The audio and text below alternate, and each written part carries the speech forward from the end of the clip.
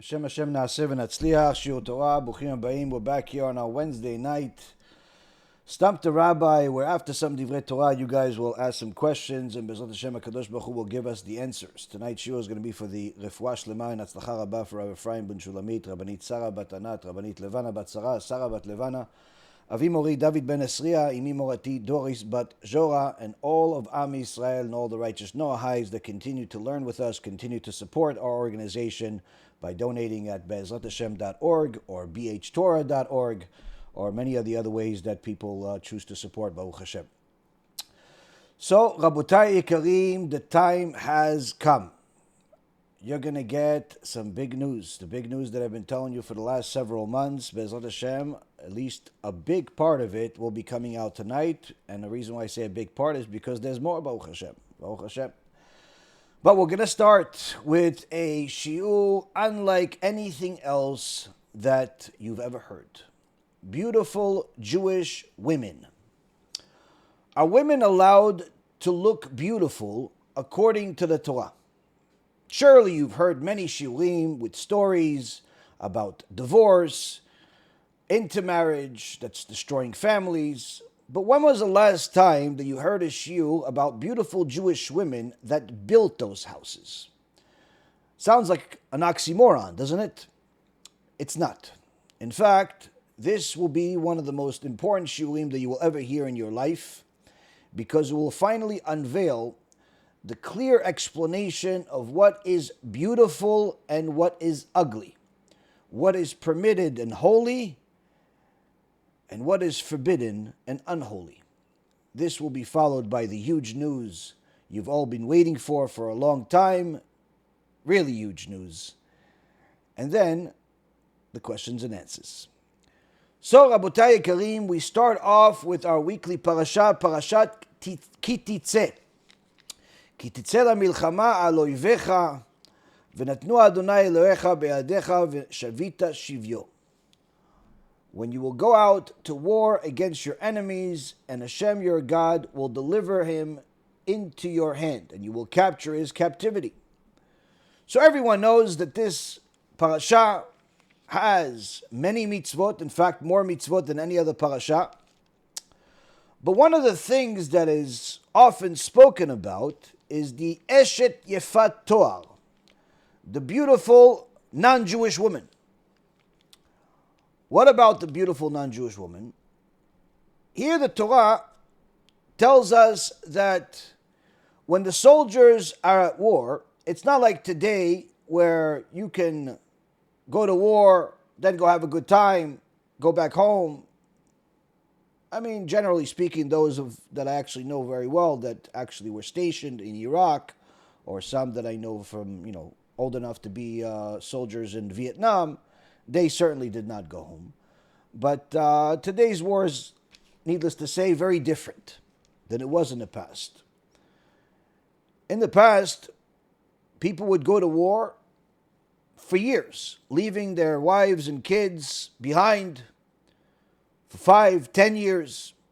The Shvatim, the tribes that wanted to live outside of the land of Israel, Shevet Reuven, Gad and Menashe, were obligated to come and join Am Yisrael to fight the wars against the Canaanites. And these wars, Rabotai Karim, took 14 years, meaning that a guy went to war at the age of 18, he didn't come home until he was 32. So HaKadosh Baruch Hu, that knows his creation, said that this man is 18 years old, he's strong, he's young, he's handsome, he wants to get married, but he can't because he's busy at war, and the only thing that he sees is either someone trying to kill him, or whatever's left after he kills his enemy, the guy's wife and kids. In fact, the Torah says that if these soldiers, after they win the war, and they see that among the captive, there's a beautiful Jewish woman. There's a beautiful non-Jewish woman. And his inclination, his desire, He wants to be with this woman. He wants to marry her. So there's a process that the Torah says that first he has to let her uglify herself, meaning make herself ugly, shave her head, grow her nails. He puts her in some type of tent so she could cry over her lost family as a result of the war for a month. And then after that, he's allowed to convert her and marry her. But if he doesn't want to marry her, he has to let her go. He can't make her into a slave. He can't he can't sell her. And the Torah tells us that Hashem did this because he knew that when all of the soldiers, full of testosterone, lonely, they want to get married, they see a beautiful woman, they're not going to be able to control themselves about the fact that she's not Jewish. So Hashem said, we're going to allow this, but there's a process of doing it. There's always a process of doing everything you want in a kosher way. Now, we have spoken about this particular issue in the past, but we're going to go in a different direction. We see here that the Torah specifies it's not just a woman, it's a beautiful woman. So is it only allowed for the Goyot to be beautiful, or is a Jewish woman also allowed to be beautiful? There was a Baal Teshuvah many years ago who was a celebrity in Israel, and he decided to leave his Hollywood life and start doing Kiruv. But then eventually he went off the derech, even though he was left his Hollywood life, started teaching, looking like a rabbi, and getting people to do Teshuvah. But one day he broke it off and became secular again. I think at some point he returned to a certain extent, but never the same as what he was initially, after he did Teshuvah. One of the people that spent an entire Shabbat with him told Rabbi Ephraim, I spent the entire Shabbat with this guy. When he was already a rabbi, looked like a rabbi, doing shiurim to get people to do Teshuvah for years already, and the entire Shabbat he's talking about beautiful women that he used to be married to momentarily. V'amevin yavin. Oh, it was with this one, I went there, I did this, I did that. So it's no surprise that he went off the derech. Because although his teshuvah stopped the sin of what he was doing when he was living the sinful life, the secular life, he never got to step number 3 of the teshuvah of regretting it. In fact, there's another man that was a businessman, successful, did teshuvah, started giving shiurim, was very, very popular for a time. I remember when I first started doing teshuvah and giving shiurim, I used to like his shiurim. But one day he went off completely. And it really broke my heart because he was so good, he had so much potential.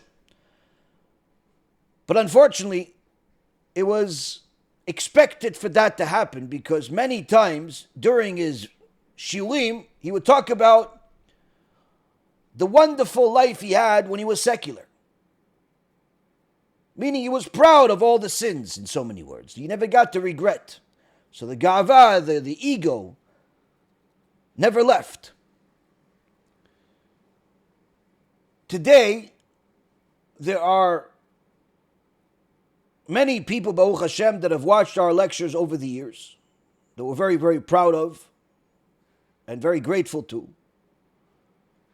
But once in a while you hear terrible stories, either from people you know or people you don't know, things that happen in different parts of the world, Jewish communities that happen, and non-Jewish also, that really break your heart. Why? Because you see that somebody did teshuvah, abandoned the sinful life, stopped driving on Shabbat, stopped stealing in their business, started looking like a religious Jew, but then decides one day he's leaving his wife. Or the wife decides to leave him because he can't stop complaining about her. He says, listen, when I first got married, my wife and I had a good time, everything was great, but since we started doing Teshuvah, since everything started becoming religious, she stopped taking care of herself. In the name of the religion, she wanted to be more modest, so no more makeup, no more taking care of herself, and my eyes went elsewhere. And sometimes even the guys get to the extent of saying, my wife turned ugly.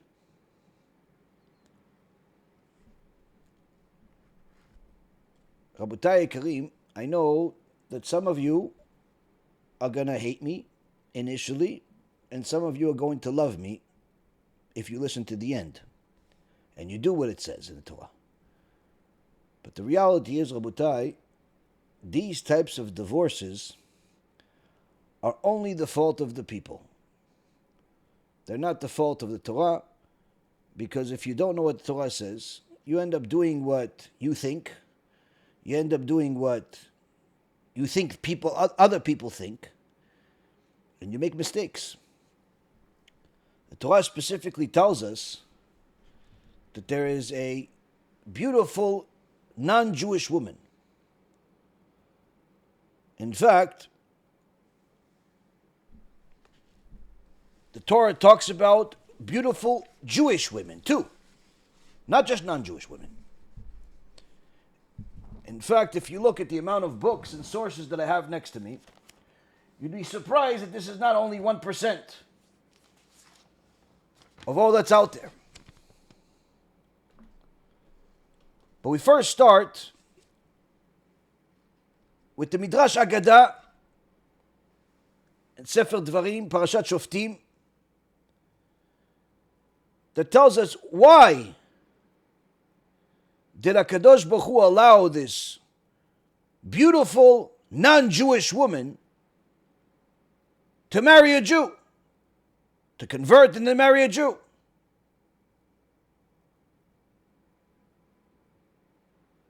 Says HaKadosh Baruch Hu to Am Yisrael, I allowed you to do this in a process where first she would uglify herself, where if he only wants one thing momentarily based on beauty, then he'll lose the desire.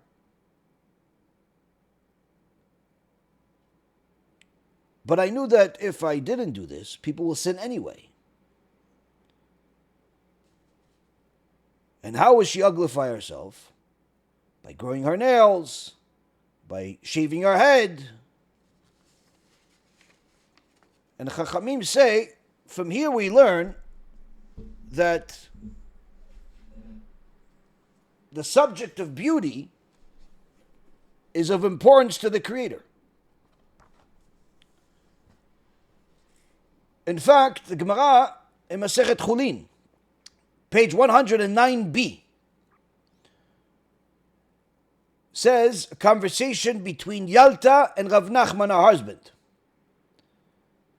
And she says to him, whatever the Merciful One forbid us, you say that he permitted us with something that's allowed, meaning that there is a permissible way of doing everything you want, but you need to know how to do it.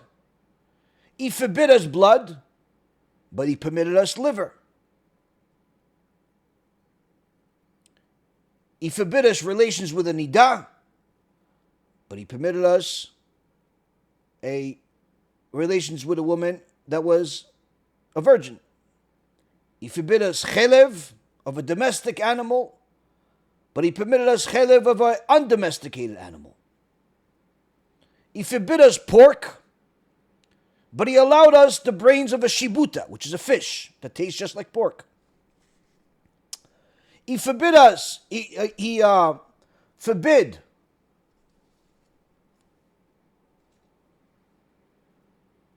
certain parts of the animal, but he allowed it us in the fish. He forbid us relations with a married woman. Adultery is forbidden. But he permitted us to marry a divorced woman, even if our ex-husband is still alive. He forbid us to marry your brother's wife, but he permitted you to marry a yevama, where if the brother died without kids, you can marry his wife. It's a mitzvah. That's what the sons of Yehuda did with Tamar.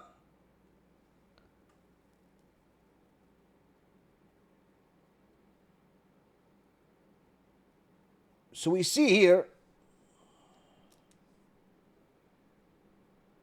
that there's certain things that are forbidden. He also forbid us the non-Jewish woman, but he allowed us to convert.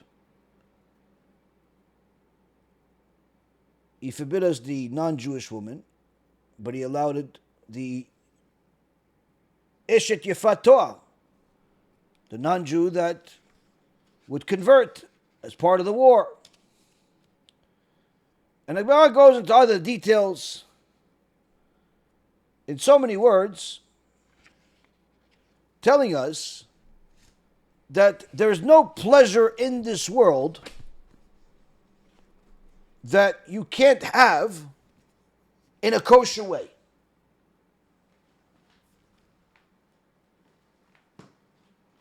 But you have to know what's the kosher way, what's the permissible way.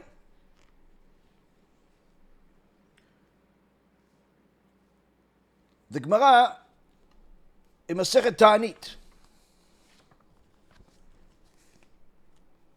has an extraordinary story about one of the sages named Abba Chilkiyah. Abba Chilkiyah was the grandson of Choni HaMe'agel, Choni the circle maker, the one that made a circle when it was a drought. He made a circle in the field. He stood in a circle and spoke to HaShem and said, I'm not leaving the circle until you make it rain. And HaShem made it rain. So Abba Chilkiyah was his grandson. And one day, the rain stopped, and Am Yisrael was praying for mercy, and it wasn't working. So they went to Abba Chilkiyah, the tzaddik, because the world needed rain. So they wanted him to pray to HaShem, just like his grandfather did. They went to him, and after a whole process of ignoring them because he was working, they went along and they followed him until they saw him, they got to the house. As they got close to the house, they saw his wife, Abba Chilkiyah's wife, come out dressed up like she's going to a wedding, full of jewels, makeup, beautiful. Modest, but beautiful. And she came out of the house to welcome her husband, as she does every day.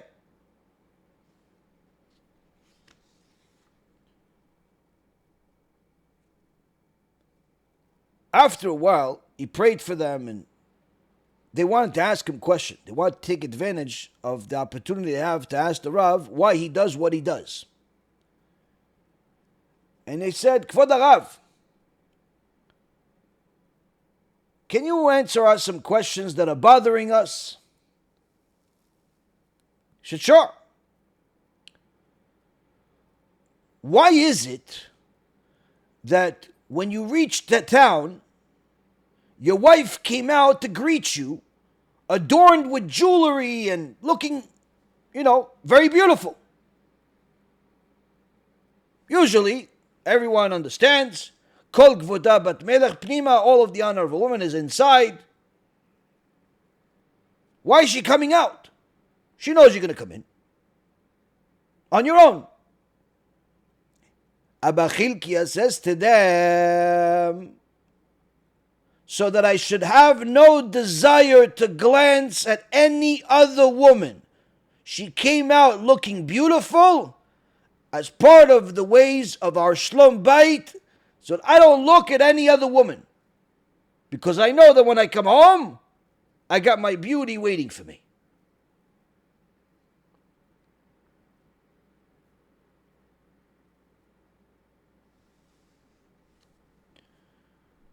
Now, someone that did not study Gemara and just became religious, or is not religious, this sounds strange. The great tzaddikim talk like this? Yes, they did. They did. And they said even more.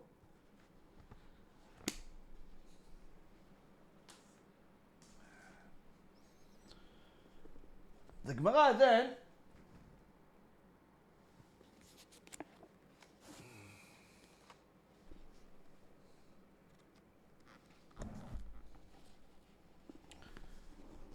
in the same Masechet Taanis,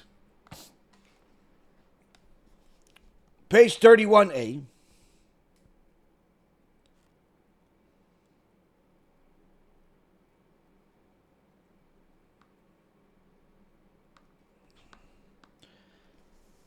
has the teachings of the rabbis. How would they celebrate Tu B'Av? This is a time where the Gemara says whoever lacked a wife would turn there to find one. It was an event, a shidduch event. All the single guys, all the single girls will go to this place, look for a wife, and find someone. And each one of the women would represent themselves. And the sages are teaching different lessons through what each woman said to represent herself. And the beautiful women, the beautiful Jewish girls that were looking to get married, they would say, pay attention to our beauty. Why? Because the sages teach us, for a wife is primarily for beauty. Why do you have a wife? Because she's beautiful. In my eyes, she's the most beautiful thing in the world. Wait, but what about her personality? What about the fact that our father has money? What about that she's really smart? No. She's beautiful in my eyes. That's why I married her. What? What is it, chauvinism? No, it's reality. This is reality. Now, how do we know this is reality? How do we know this is reality? I mean, Liz, the girl is saying this because the Gemara in Masechet Kiddushin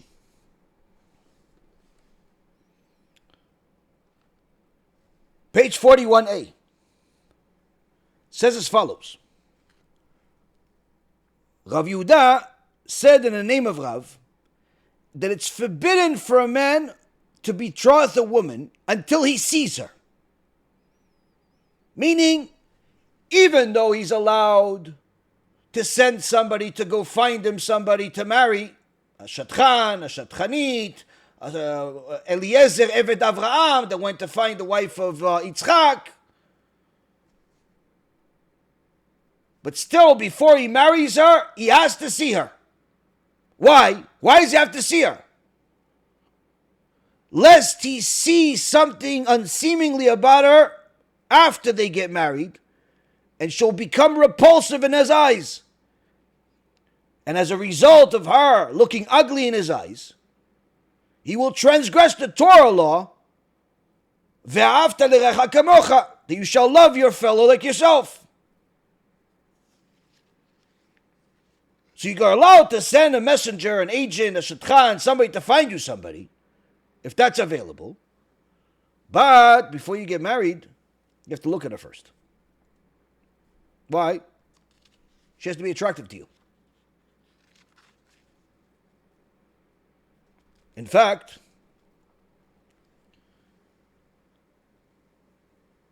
the Gemara says that the sages would make sure to beautify their children. in order for them to have an easier time to get married.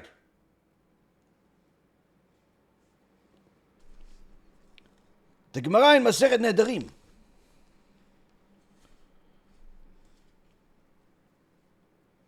It's a Mishnah with Rabbi Yishmael. Rabbi Yishmael was known as someone that had a very, very sensitive heart to the daughters of Israel. And one time, there was an incident where one guy needed to get married, but the offer that he got from his sister was her daughter. He looked at his niece. He said, she's ugly. Not only am I not going to marry her, I'm making a vow that I'm not going to marry this woman. A neder. That's why this is Masechet Nedarim. I'm making a vow that I'm not going to marry this woman because she's so ugly. So they brought this girl to Rabbi Yishmael. Broken-hearted, miskena, feels terrible about herself.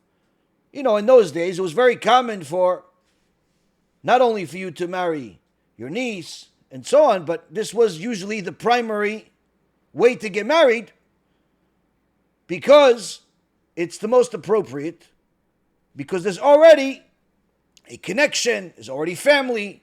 You don't have to adapt new customs of a different faraway family.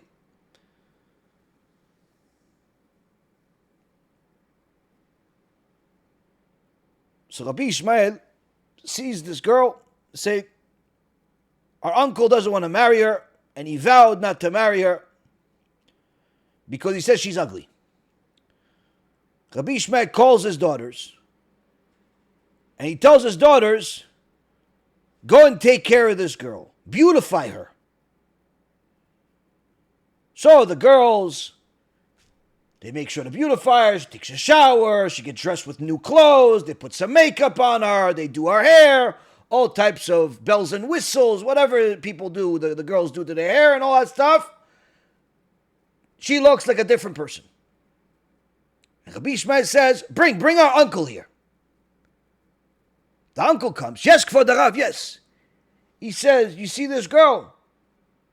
The guy's eyes almost came out of his head. It's the most beautiful girl he ever saw in his life. Yes, Rabbi. He says, is this the one that you made a neder not to marry her because she's ugly? He says, me make a neder not to marry this?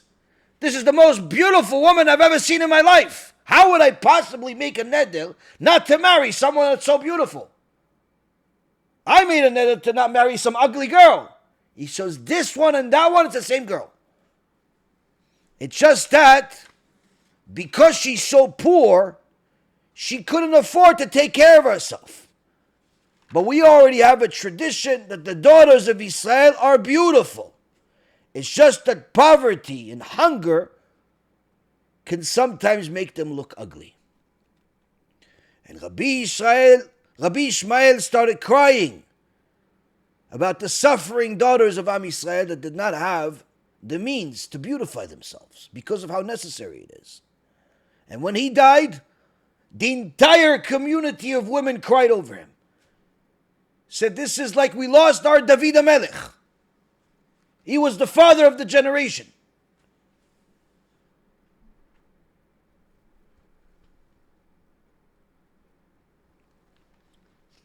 So here we see, again, the sages talk about beautiful Jewish women and how necessary it is. But maybe they're just talking about once they're single, once they get married. That's it. She got married. She had a couple of kids, 2, 3, 4, 10, 15, whatever amount of kids Baruch Hashem blesses them with. That's it. Chalas. What? I still have to do my makeup. I still have to do this. I still have to do that. Come on, he knows me already. We're together for 20 years. He knows where I am. He knows where I sleep. He knows where I eat breakfast. He knows my favorite. He knows how to get on my nerves. He knows what. I still have to do this. In fact, Rabotai Karim, one of the places that the Gemara, the main place that the Gemara talks about wigs, is in Masechet Shabbat. In Masechet Shabbat, page 64b. The whole issue of wigs starts from here. The real story is not about wearing the wigs of today, where each woman's wig is like longer than our exile and our problems. No.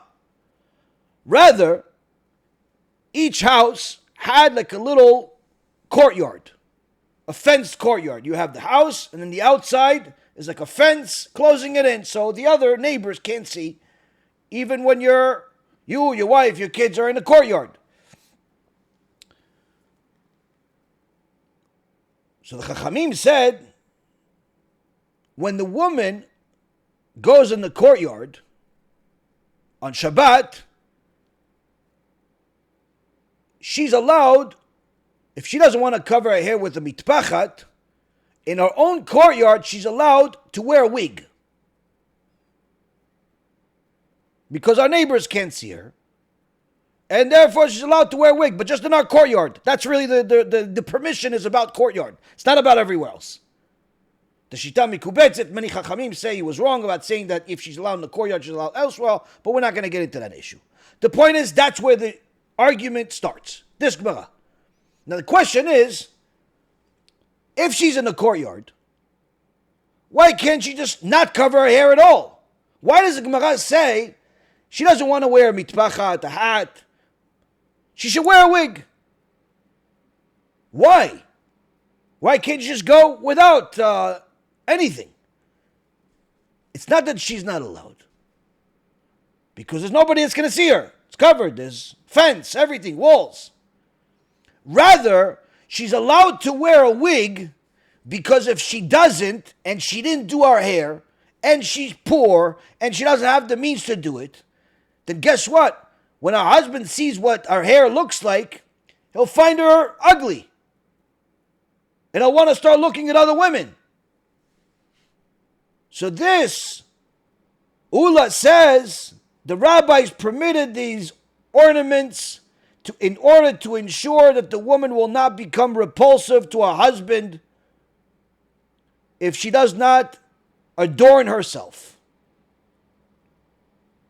with jewels, with makeup, and even with a wig in our courtyard.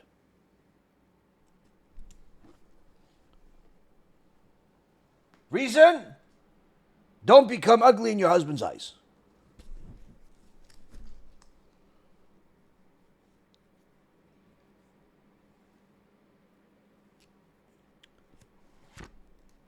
Now the Rambam paskins this to halacha. Meaning, this is not just a limud where, okay, the sages said something, but we don't really have to do this. No. The Rambam paskins this to halacha in several places. In Ilchot Isurei Biyah, chapter 12, halacha number 19, says as follows. A nida may perform any task which a wife would perform, meaning when the wife is nida, she's allowed to do whatever a wife is allowed to perform, except washing her husband's face and hands and feet. She's not allowed to touch him. Pouring him his drink, spreading his bed in front of him. That's why they're not allowed to eat from the same plate, the Rambam says, nor should they touch each other's flesh.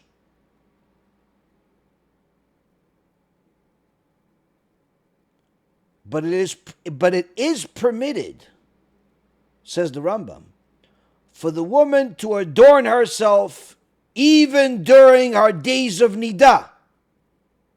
Wait, but he's not allowed to be with her. He's not allowed to sleep in the same bed. He's not allowed to touch her hand. Not allowed to hug her. Why would she take care of it to beautify herself in the days that her and her husband are not allowed to even give each other a high five? Nothing. Shouldn't she uglify herself? Or at the very least not take care of herself? So there's no attraction, there's no accidental on purpose forgetting. No, says the Rambam. Even during our days of Nidah, she should adorn herself, lest she become unattractive to her husband.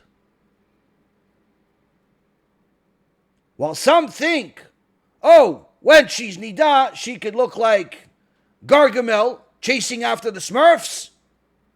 But when she's not Nidah, she goes to mikveh, she beautifies herself, all the makeup, all the this, all the that. That's clearly shows that, here we go, I'm back. No, says the Rambam. That's not what HaShem said. That's not what HaShem said. HaShem specifically taught us about the Eshet Yefat Tor, that beautiful non-Jewish woman, by telling us, how do you make her ugly? How do you make her ugly? By her not taking care of herself, her shaving her head, her growing her nails, her letting go of things, she becomes ugly. Don't let your wife do that. Don't let yourself do that to your husband. Why? Lest you become unattractive to your husband. And of course, it's not only the Rambam that says this. A few hundred years later, the Shulchan Aruch paskins this to halacha. Shulchan Aruch Yoreh De'ah, Siman Kuf Tzadik Hei. בקושי התירו לה להתקשט במי נינתה, אלא כדי שלא תתגנה על בעלה. Says because there's the Yetzirah that can make the husband and the wife hold hands when they're not allowed to hold hands, when she's Nidah. So the logic was, when she's Nidah, she should look like the Eshet Yefat Tor that, during that month. Shulchan Aruch says no. Despite the difficulty, the Torah commends her to beautify herself. Why? If she doesn't beautify herself, even during the time she's not permitted to her husband, she'll become ugly in his eyes. And therefore, she has to beautify herself. Now you're going to say, okay, Rabbi, thank you, but my husband likes me the way I am. Even if I just woke up, still got little crusts in my eyes. I take care of myself when I go to weddings. I take care of myself when there's an event.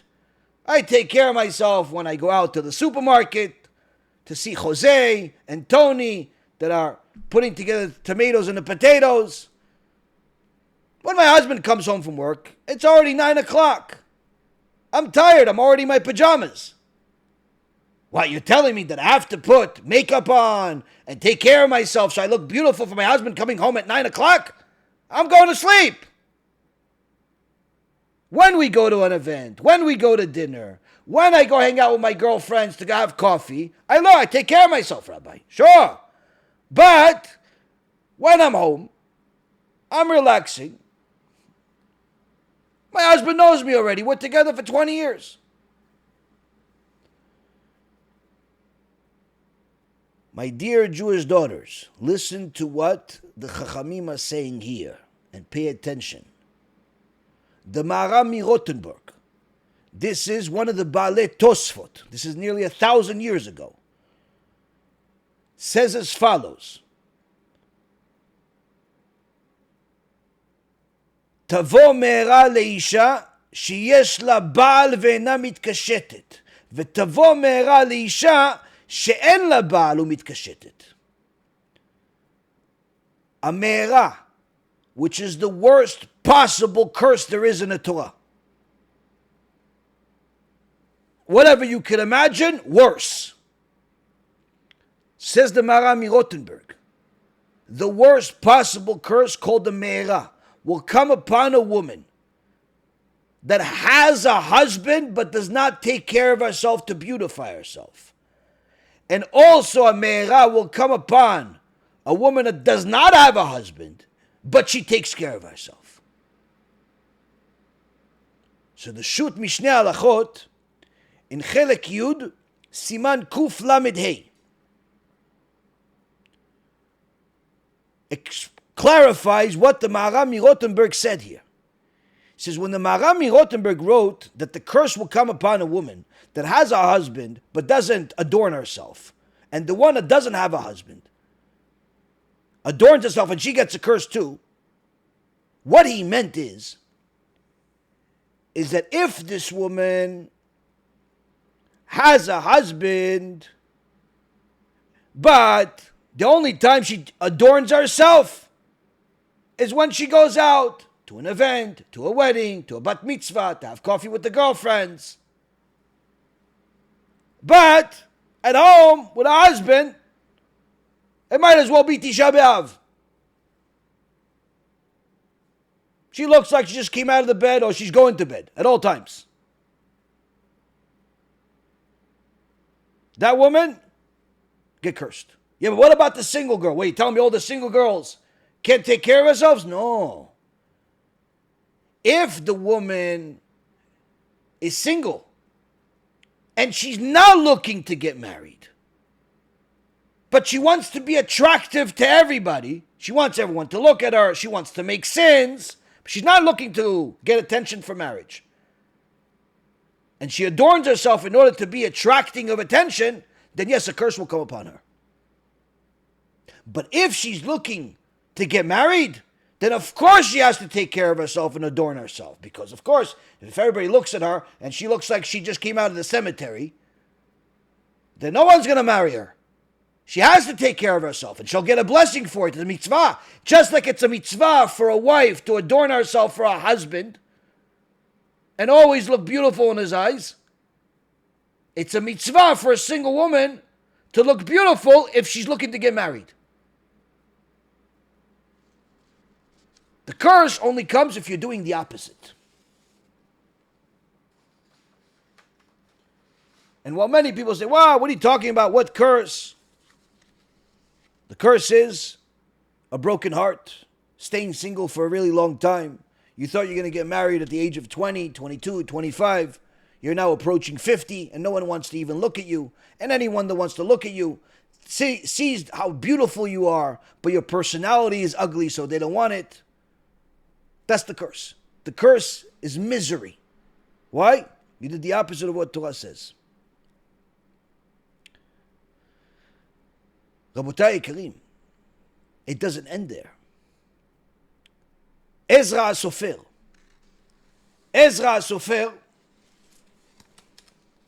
where they say that if Hashem did not give Moshe Rabbeinu the Torah, he would have given it to Ezra HaSofer to give it to Am Yisrael. Ezra HaSofer made 10 takanot to give to Am Yisrael in order to give them chizuk. He made 10 takanot, and the Gemara in Masechet Bava Kama, page 82b,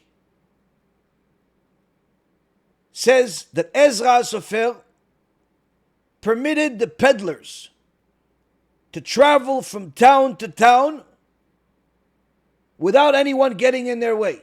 There were different merchants in those days. It wasn't like today, buying on the internet or going to a mall. People got, all types of beauty products, whether it be perfumes or be clothing.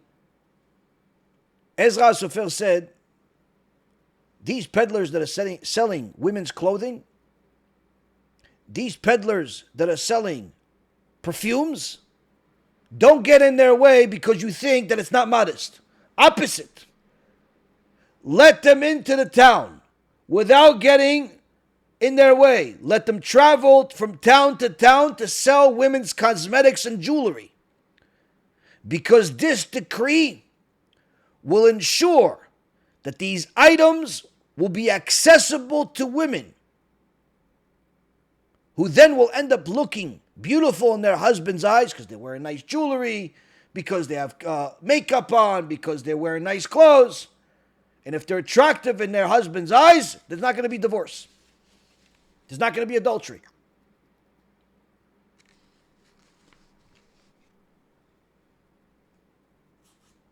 The Rambam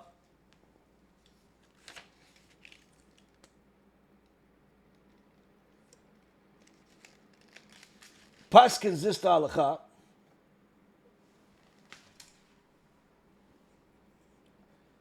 in Ilchot Shchenim. Ilchot Shchenim, chapter 6, halacha number 9. That these peddlers that go from town to town should not be stopped. Just like the Takana of Ezra Sofer said, as long as they go from town to town and they're not stationary in one place, unless they're a Talmid Chacham. If it's Talmid Chacham, he's allowed to be stationary in one place. Why? Because we're not worried about Talmid Chacham becoming a womanizer. But if it's a out-of-towner or someone going from town to town, it's not Talmid Chacham, he can go from place to place but not stay stationary, so there's not enough time to develop a relationship with the women, customers. But nonetheless, the ones that are coming in or the ones that want to get into that business, no problem. Why? To make these products available, these beautifying products available to the daughters of Am Yisrael is a mitzvah. Why? Or create Shalom Bayit. And it's the same thing with the Shulchan Aruch in Choshen Mishpat. In Siman Kuf Nun Vav, Seif Vav, says the same exact thing as the Rambam, as Ezra Sofer.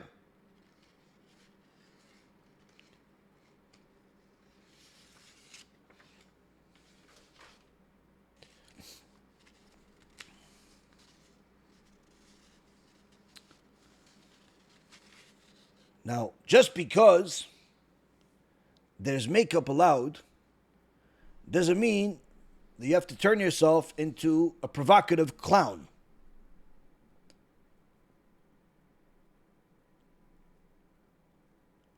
The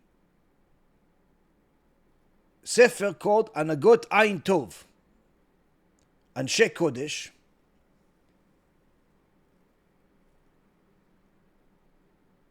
in page 97, says, when a woman puts makeup on in an exaggerated way, in a way where she becomes like a traffic light, no one can avoid looking at her. This is the opposite of the ways of modesty. In her own house with a husband, no problem. In the streets, she has to be more reserved. But that doesn't mean she shouldn't put makeup on when she goes out. But it has to be more reserved. Why is it even important for her to put makeup on and jewels on even when she goes outside? Because this is what HaKadosh Baruch Hu instilled into a woman. The woman, the natural inclination is for her to desire jewelry. And some say tachshitim is also cosmetics. Why? Her desire is to look beautiful. She just has to know she has to look beautiful for her husband or for the purpose of getting married. Not for the purpose of attracting Jose and Steve's eyes.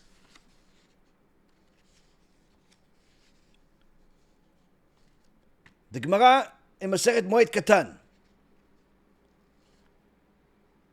page 9b,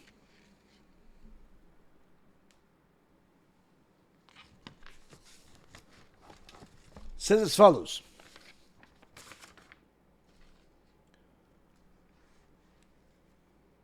During Yom Tov, we have certain laws that are similar to Shabbat.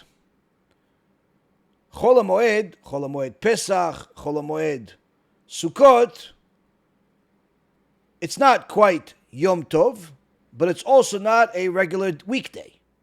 There are certain things that are forbidden. But the Gemara says, there are certain things that are forbidden for a man, but not a woman. They're forbidden for a man, but not a woman. On Chol HaMoed. Like what? Says the Gemara, a woman may make her adornments during Chol HaMoed. What are these adornments of women? The Gemara asks. She's allowed to paint her eyes, meaning put makeup on. If a husband is a painter and he wants to paint during Chol HaMoed, he's forbidden. But the wife wants to, she's doing painting on her face. Allowed. She parts her hair.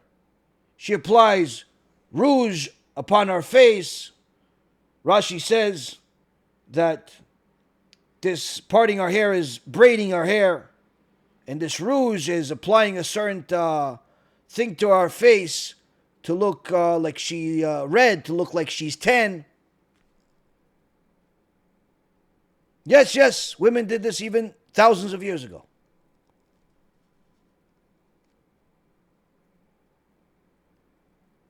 And there are those that say she's even allowed to pass a razor on her lower face to remove body hair from different places.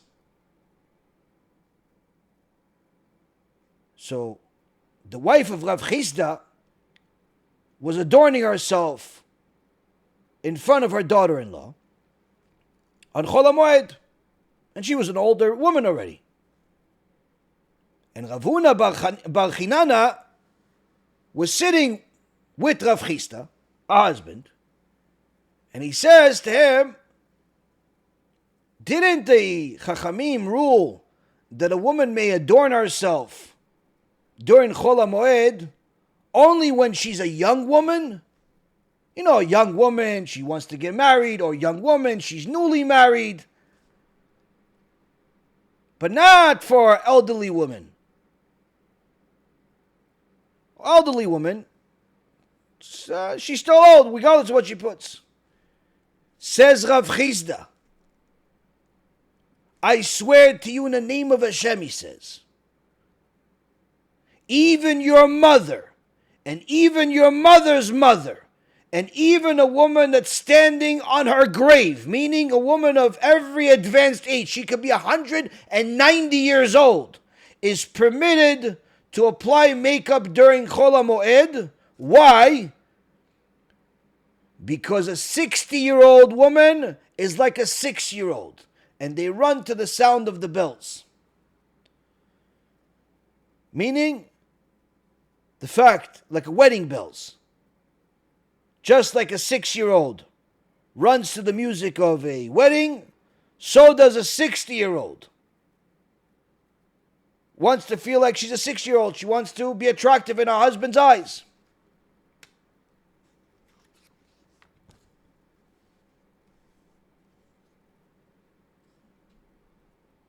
Rav Yehuda said, Jewish daughters who have reached their stage, where they've reached puberty,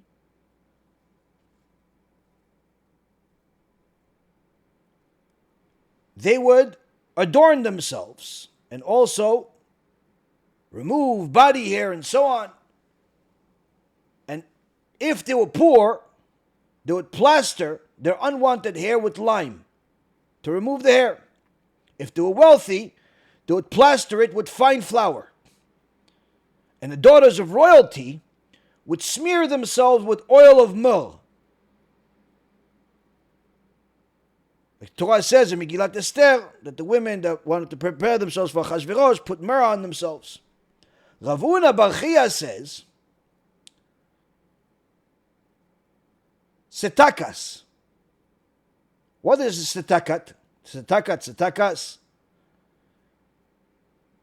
Rav Yirmiyah Bar Ami says this setakas is oil of olives that has not attained a third of its ripeness, and women use it in order to remove body hair and to make their skin shiny, to make their skin glow. Rav Bivi would have his daughter put it on every part of her body, but the reason why it says every limb by limb, is because it was painful, apparently, and dangerous.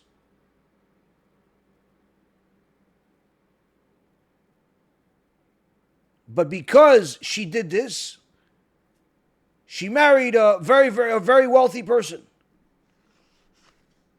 Some Canaanite heard about how Rav Bivi, his daughter, beautified herself with this.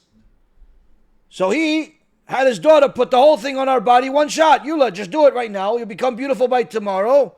And we'll marry you to some king. The Kuthian's daughter did it. And she died.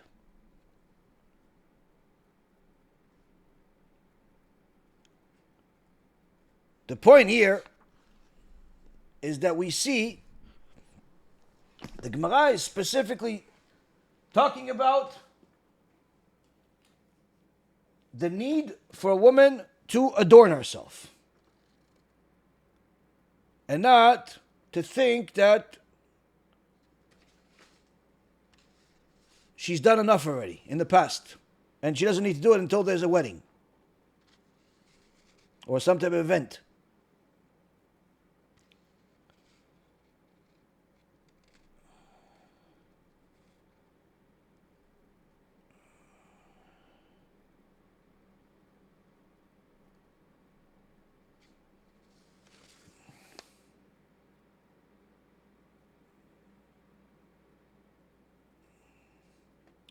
And this is also what the Rambam paskins la'alacha in Chot Yom Tov in chapter 7, halacha number 20.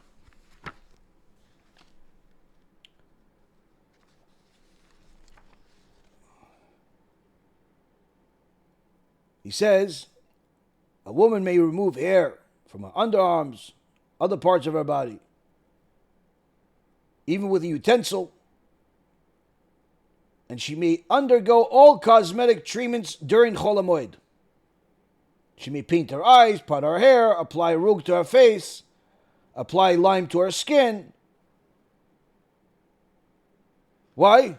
Because she needs to remain attractive in her husband's eyes. Furthermore, says the Rambam, everyone knows that the Chachamim say that to be happy during the holidays, to be happy during Shabbat, you have to eat meat and drink wine. Everyone knows this. But there's something else that they may not know. The Rambam says in Ilchot Yom Tov, chapter 6, halacha number 17 and 18, that it's forbidden to fast or recite eulogies during Chol HaMoed of Pesach, Sukkot, all the holidays. You have to rejoice, like the Torah commands us. What is this rejoicing? Rejoicing that's mentioned in the verse in Deuteronomy chapter 16, verse 14, where it says, and you shall rejoice in your festivals, is referring to sacrificing peace offerings. This is the korbanot at the time of the Bet HaMikdash. But also, rejoicing is that he and his children and the members of his household must rejoice, each one in a matter that's appropriate for them. And what's implied? The children should be given roasted seed, nuts, sweets, anything that's sweet to make the kids happy. So, I don't know how much nuts and roasts are going to make kids happy in our generation, but parents have to give them something, some type of present, some type of sweets to make them happy. So for those parents that are a little bit of health fanatics that don't want to give their kids any candy, they want to give them figs instead, take it easy. They're kids. It's okay for them to have candy once in a while. But what does it have to do with women? Says the Rambam, for women, how do they rejoice? one should buy them attractive clothing and jewelry according to his financial capacity. And the man should eat meat and drink wine. For there's no happiness without partaking of meat and wine. So the last part, everyone knows. But the fact that you should buy, and you have to buy your wife a present, and your daughter's presents. What? A nice clothes, nice piece of jewelry. For what? For Yom Tov. And of course, you have to help the poor. That's another halakha, but we'll talk about that another time. But why? Why does he have to buy her new clothes? Doesn't she have enough clothes? Rabbi, she has a whole closet full of shoes. Okay, if she makes her happy, get her another pair of shoes. Rabbi, she has already 59,000 dresses. Okay, if it makes her happy, the next Yom Tov, buy her another dress. Rabbi, she has enough jewelry to open a jewelry company. Okay, but if it makes her happy, buy her another piece of jewelry. Why? That's what the halakha is. Why? Because that's what makes her look beautiful. And if you're a stingy husband, you're going to be a wicked husband too.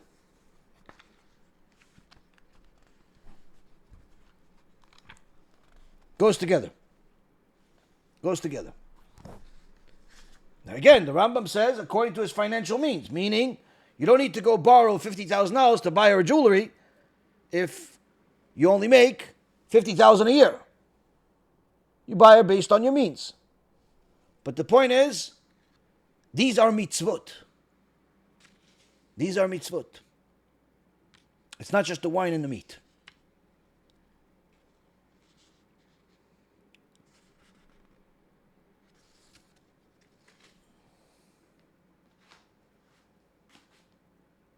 The Gemara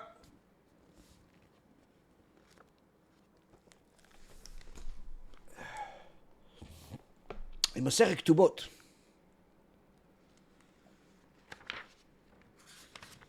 says,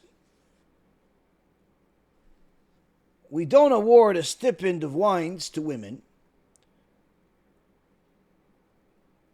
as we learned from the verse, and I will go after my beloved, those who provide my bread and my water, my wool and my linen, my oil and my drinks. Makes it seem like the woman should be provided, not just her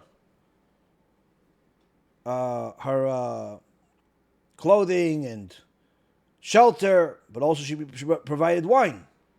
Says no, if she doesn't live with a husband, she's not provided this. She's provided other things, even if he lives in a different country for part of the year or whatever, and he's only with his wife for part of the year. But wine, he shouldn't give her. Why? Because wine will make her yearn for a husband. And if her husband's not there, HaShem Elachem.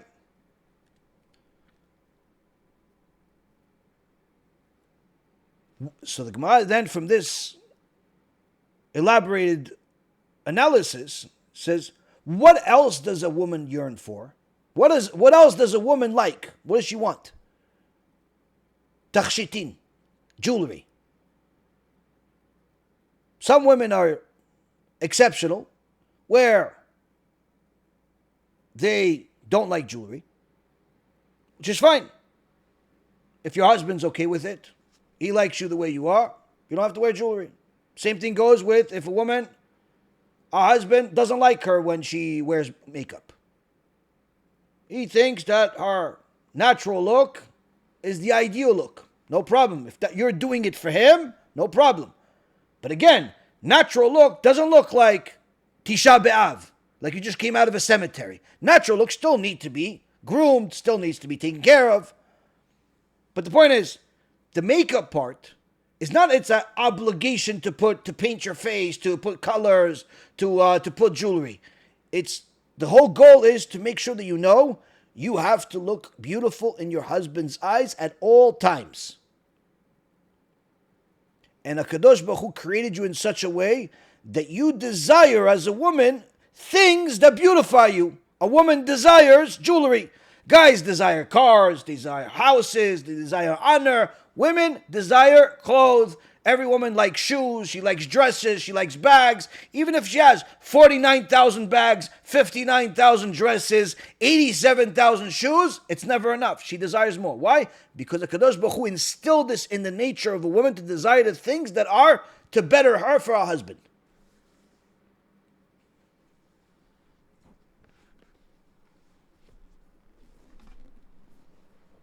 Because if she looks beautiful in her husband's eyes, she'll stay married. Happily married. The Gemara in Masechet Pesachim.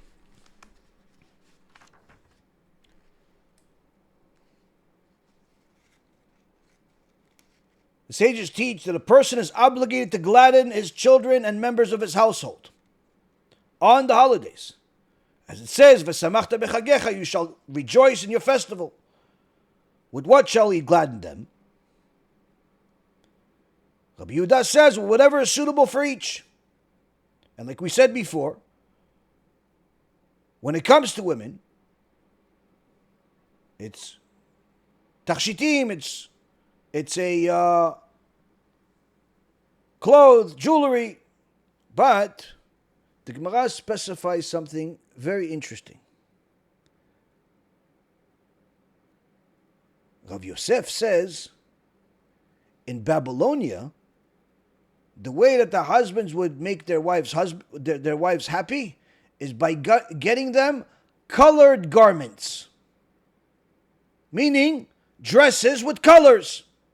She had a blue dress, she had a pink dress, she had a purple dress, she had a yellow dress, whatever it is, different colors. But in Eretz Yisrael, the women liked linen garments. So get her what she likes. But from here we also learn that you don't need to only wear black, like you just came out of a funeral all the time. It's okay to wear colors if that's what your husband likes. If your husband likes you in black all the time, wear black all the time. But don't think that you're wearing black in the name of a Torah. It's not. You're allowed to wear colors as a woman. Why? If your husband likes colors, wear colors.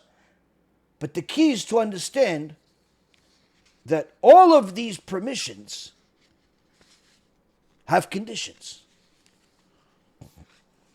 That all of them have to be, like we said before, for the purpose of being beautiful in your husband's eyes, or if you're trying to get married. And of course, in accordance with halakha, that it's not for the sake of attracting everyone's attention, but rather in order to be beautiful. And the difference between beautiful and attracting attention is a world apart. Beautiful is like a queen that is classy, is pretty, and whatever she's wearing, whether it's the jewels or the dress, is simply accentuating the beauty that already exists there. Attracting is someone that is trying to do certain things through her makeup, through her clothing, through her jewelry, in order to attract attention, not just to her, but to specific body parts. And that's forbidden. That's forbidden, which we'll talk about in a moment. So here we see that if in your place your wife likes colors because that's what the women like, then wear colors, no problem. If in your place they wear linen, wear linen. The point is, give your wife the dress, the jewelry, the different things that are going to make her happy.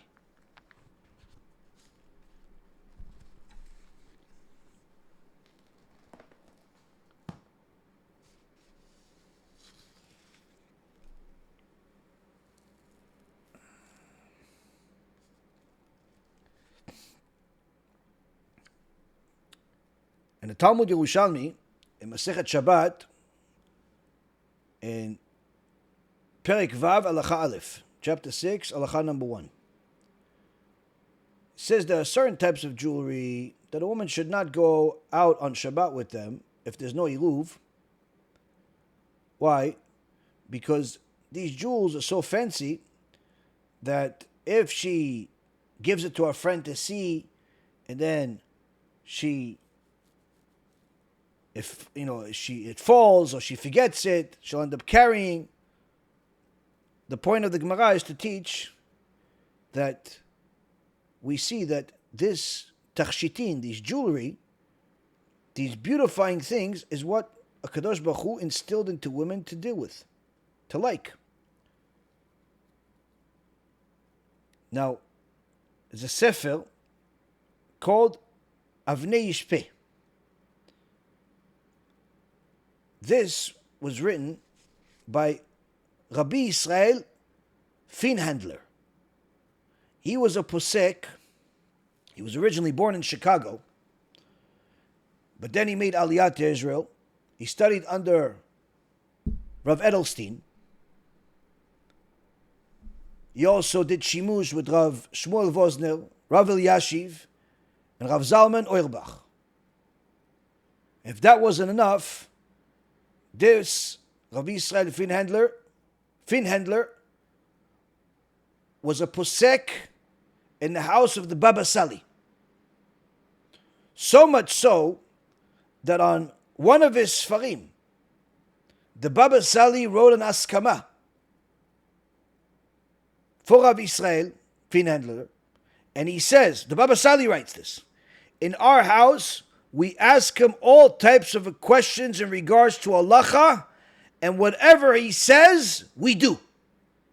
So you see how one of the Gedolei Ador, the Baba Sali, Kodesh Kodeshim, how much respect, kavod he had for this Rav. And he wrote many books, Baruch Hashem. Some are actually even in English in regards to Shalom Bayit, in regards to raising kids, dealing with neighbors. Wrote many sfarim in Hebrew, shutim, all types of responses. And one of the sfarim, the Avnei Yishpeh, this is his main sefer, in Even HaEzer, in Siman Kuf Tet Vav, in Anaf Bet. He writes this: I was asked by a woman if it's allowed to wear makeup when she's covering her entire face, because this actually beautifies her and causes people to look at her. So is this allowed? Because she's now more pretty, people look at her. She says, I didn't find any part of the Torah that says this is prohibited. In fact, it's clear in our Torah that the halacha is, in Shulchan Aruch, in Orach Chaim, that we actually buy the woman, the wives, daughters also, special clothing for Yom Tov, because these clothing make her more beautiful and adorn her. And it clearly says that a woman is allowed to put jewelry on even during the time of her nidah, and which means even during the time that she's in the streets, she's outside, not just in the house.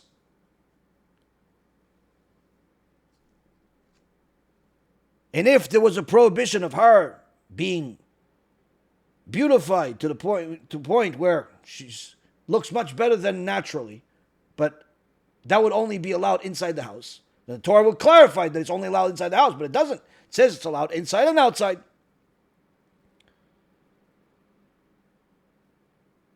So even though she looks a lot prettier with all of this, it's allowed so long as there's no pritzut. Meaning, so long as this clothing that she's wearing is not immodest. That this makeup that she's wearing is not immodest. What is immodest? Like I explained, it's not just beautifying the woman, it's attracting attention intentionally. You're wearing specific garments with slits, with tightness, with certain things that are bringing attention to specific body parts. And this is the Sefer Bina Gigi. What is pritzut? What is immodest? He says it's well known that there are certain behaviors that cause men to become aroused and they're yetzirah. is aroused by pritzut, by immodesty. What's an example? The examples are said in our Torah where the prophet tells us that the women would intentionally, the tall woman would walk around with two short women so she could bring attention to herself, or she would wear high heels to bring attention to herself, or she would have these heels where there was a certain perfume that was under her feet, that as soon as she would pass by walk by the men, she would smash on her leg and make the perfume go in the air, which would bring attention to her. So these types of things that intentionally bring attention to the woman, these are called pritzut. This is called immodesty. And if your wife is acting that way, you're allowed to divorce her. Of course, you need to try to make her do Teshuvah first, try to speak to the rabbi, get Shalom Bayit counseling, find out why she's dressing this way, despite the fact that you don't want it. You want it to be modest but beautiful.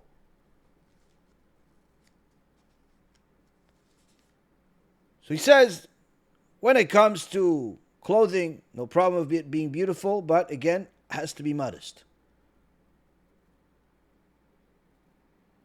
When it comes to makeup, no problem for it to be beautiful, but it's problem if it's very loud and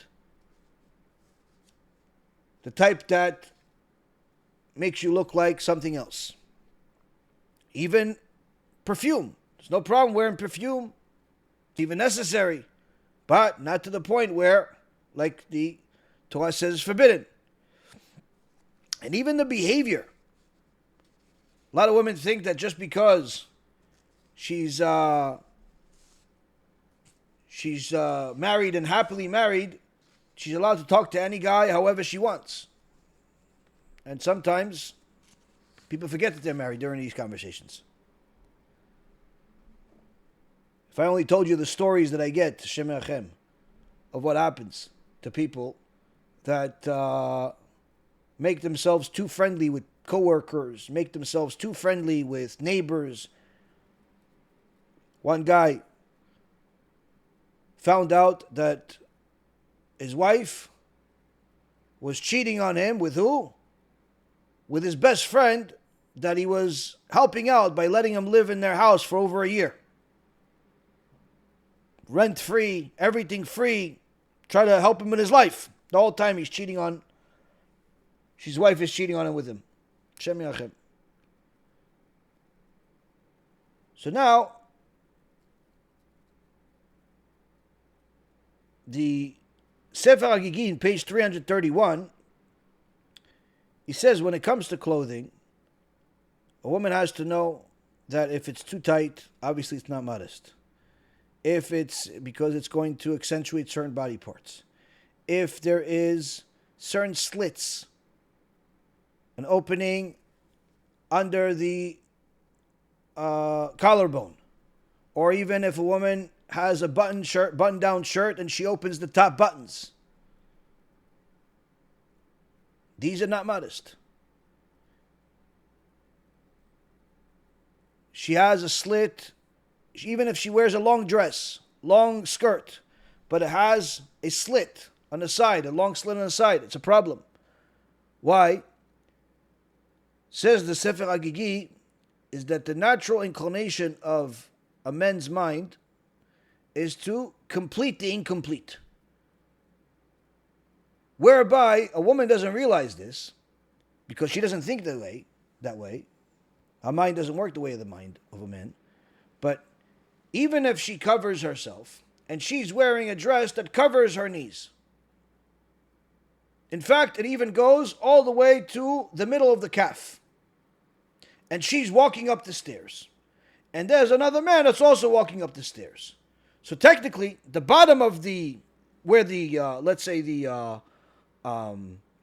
ankle is, it's permissible for that to be out. But guess what? That man that sees that part will still imagine what the rest of the body looks like. So if his Yetzirah makes him think about what else this woman has in an inappropriate way by looking at something that's permissible. Needless to say, he's going to think about something that's forbidden if you show him parts of the body that are not permissible, like the open shirt and like the collarbone and like the slit on the side of the leg and so on and so forth. So a woman has to take this into account, that the Torah is not forbidding her from being beautiful. Quite the opposite. Quite the opposite.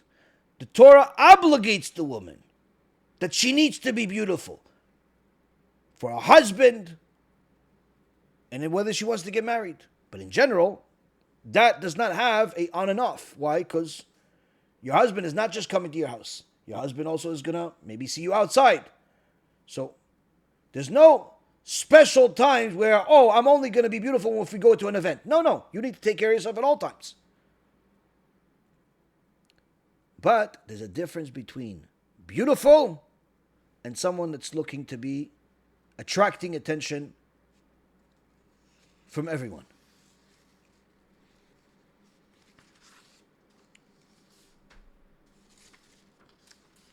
Last but not least,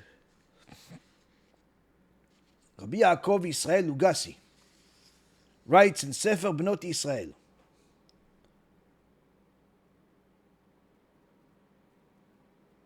when a woman goes to the street, goes out, before she goes out, she should adorn herself and look respectable. But not to the point where she puts so much jewelry and so much makeup that it's exaggerated. To the point where it's attracting everyone's attention, but negative attention. Where you're getting the whistles, like you're surrounded by dogs. Because this would mean that you're causing men to sin. You're causing Am Yisrael to go against the Torah. And this is also mentioned in Shevet Levi.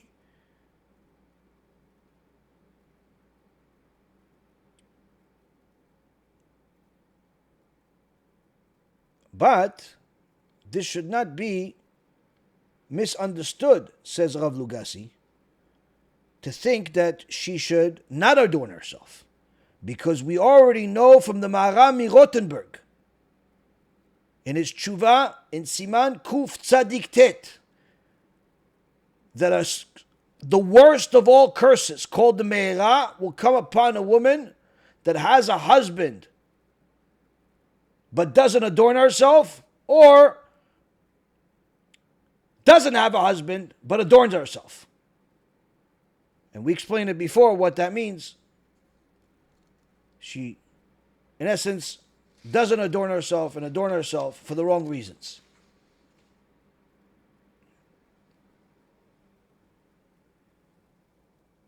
And a Tosefta in Masechet Kiddushin says that a woman, it's not a problem if people look at you. If you're beautiful, Hashem gave you beauty, someone sees you, that's not a problem. The problem is if you're bringing that attention to yourself by doing specific things. If you're modest, if you're wearing a kisui rosh because you're married, and you have all types of, decorations on it, it's not just a single color, it has multiple colors, you have, all types of bands around it, bells, whatever you have on it, that's like a crown for a queen. It's not a problem. You have a beautiful dress on, and your favorite color, and it covers your entire body, and it's modest, no problem. The fact that some guy looked at you, that's not your husband, that's not a problem. That's not your problem. In fact, every single second that you walk around in the street with modest clothes, covered appropriately according to the Torah, even if you look more beautiful than every woman until Sarah Imenu, but you're modest Every single second you walk, every single second you're out, every single second you're in the house with your husband and kids, every single second that you exist with these modest clothes is considered a mitzvah. It's considered Kiddush Hashem. Why?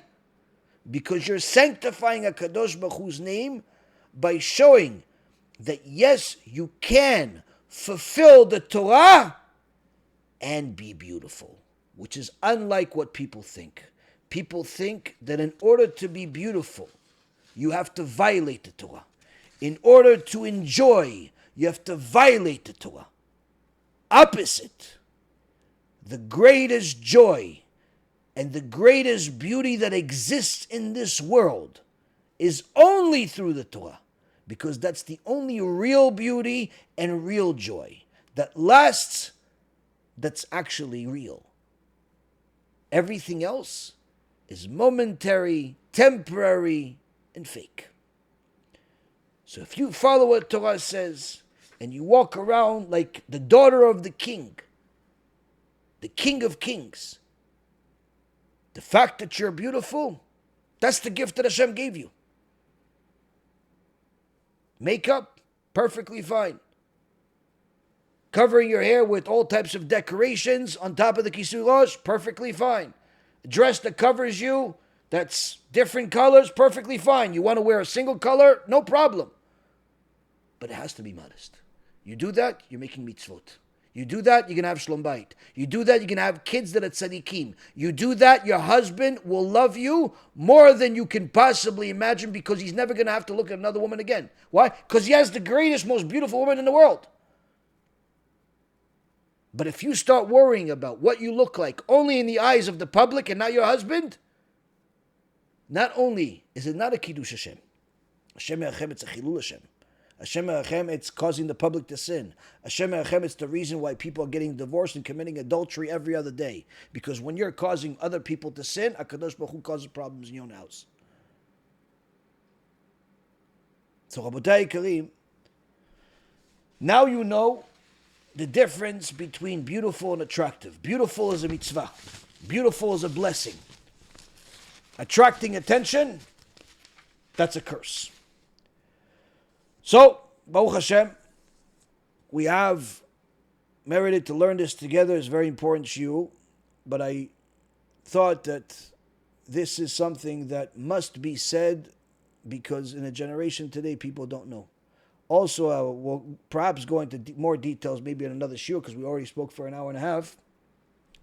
But also when it comes to makeup on Shabbat and Yom Tov, there's Shabbat makeup. There's specific Shabbat makeup. There's websites that have companies that I know of one particular one that has askama by Gdolei Israel that there's certain makeup that women can get for Shabbat and Yom Tov, because it's made up of different things, and you're allowed to use that makeup to put it on, even on Shabbat. So, if you have questions in regards to it, I could give you the website. You can go there. But the point is, Rabotai, beauty is a blessing. Attracting the wrong attention is a curse. So if you need a website, you have any specific questions, you can obviously always contact me on WhatsApp and or on any of these social media sites. And usually the best way is WhatsApp. So with that being said, Rabotai, let's answer the question from last week. Last week we asked the question where Reuven and Shimon had another encounter. Reuven went into Shimon's store and he bought a vase. After Shimon said, listen, since you're my friend, I'll give you a discount. Instead of 8,000, I'll charge you 4,000. Reuven accepted the offer. He gave him the money. And he took the vase. Meaning there was full kinyan here. But then Shimon says, listen, you want me to wrap it, put it in a nice box for you, protect it? And Shimon said, yeah, sure, go ahead. It's already Reuven's possession, but Shimon is, helping him out. But during the time where he's helping him out, he drops the vase. It breaks. He says, okay, fine, listen, I'm sorry this happened, but I'll give you your $4,000 back. And Reuven says, no, what 4,000? You owe me 8,000. So the question is, does he owe him 4,000 or 8,000? Even though he bought it for 4,000. He himself said it's worth 8,000. Some of you said he should give him 4,000 because that's what he paid.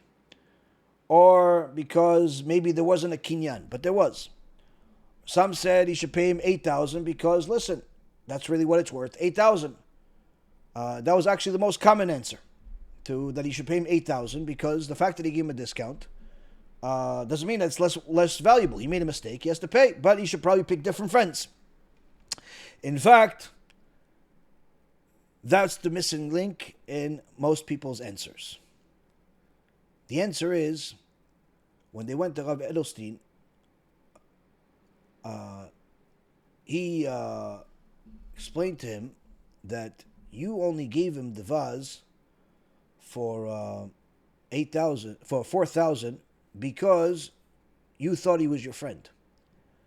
But now, after he's trying to pull this fast one on you and take 8,000 from you, you realize he's not your friend.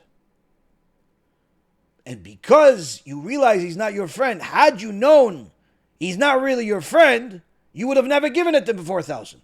And therefore, the original transaction is mekach ta'ut. It's null and void. It's not about whether he bought it for 4,000 or 8,000 or it's worth.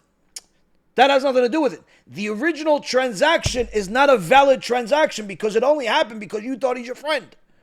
Had you known that he's like this, you would have never given him a discount at all. So because of that, the original transaction is null and void, and whether the vase broke and didn't break is irrelevant. The fact is that you have to give him back his $4,000 because that transaction is not valid.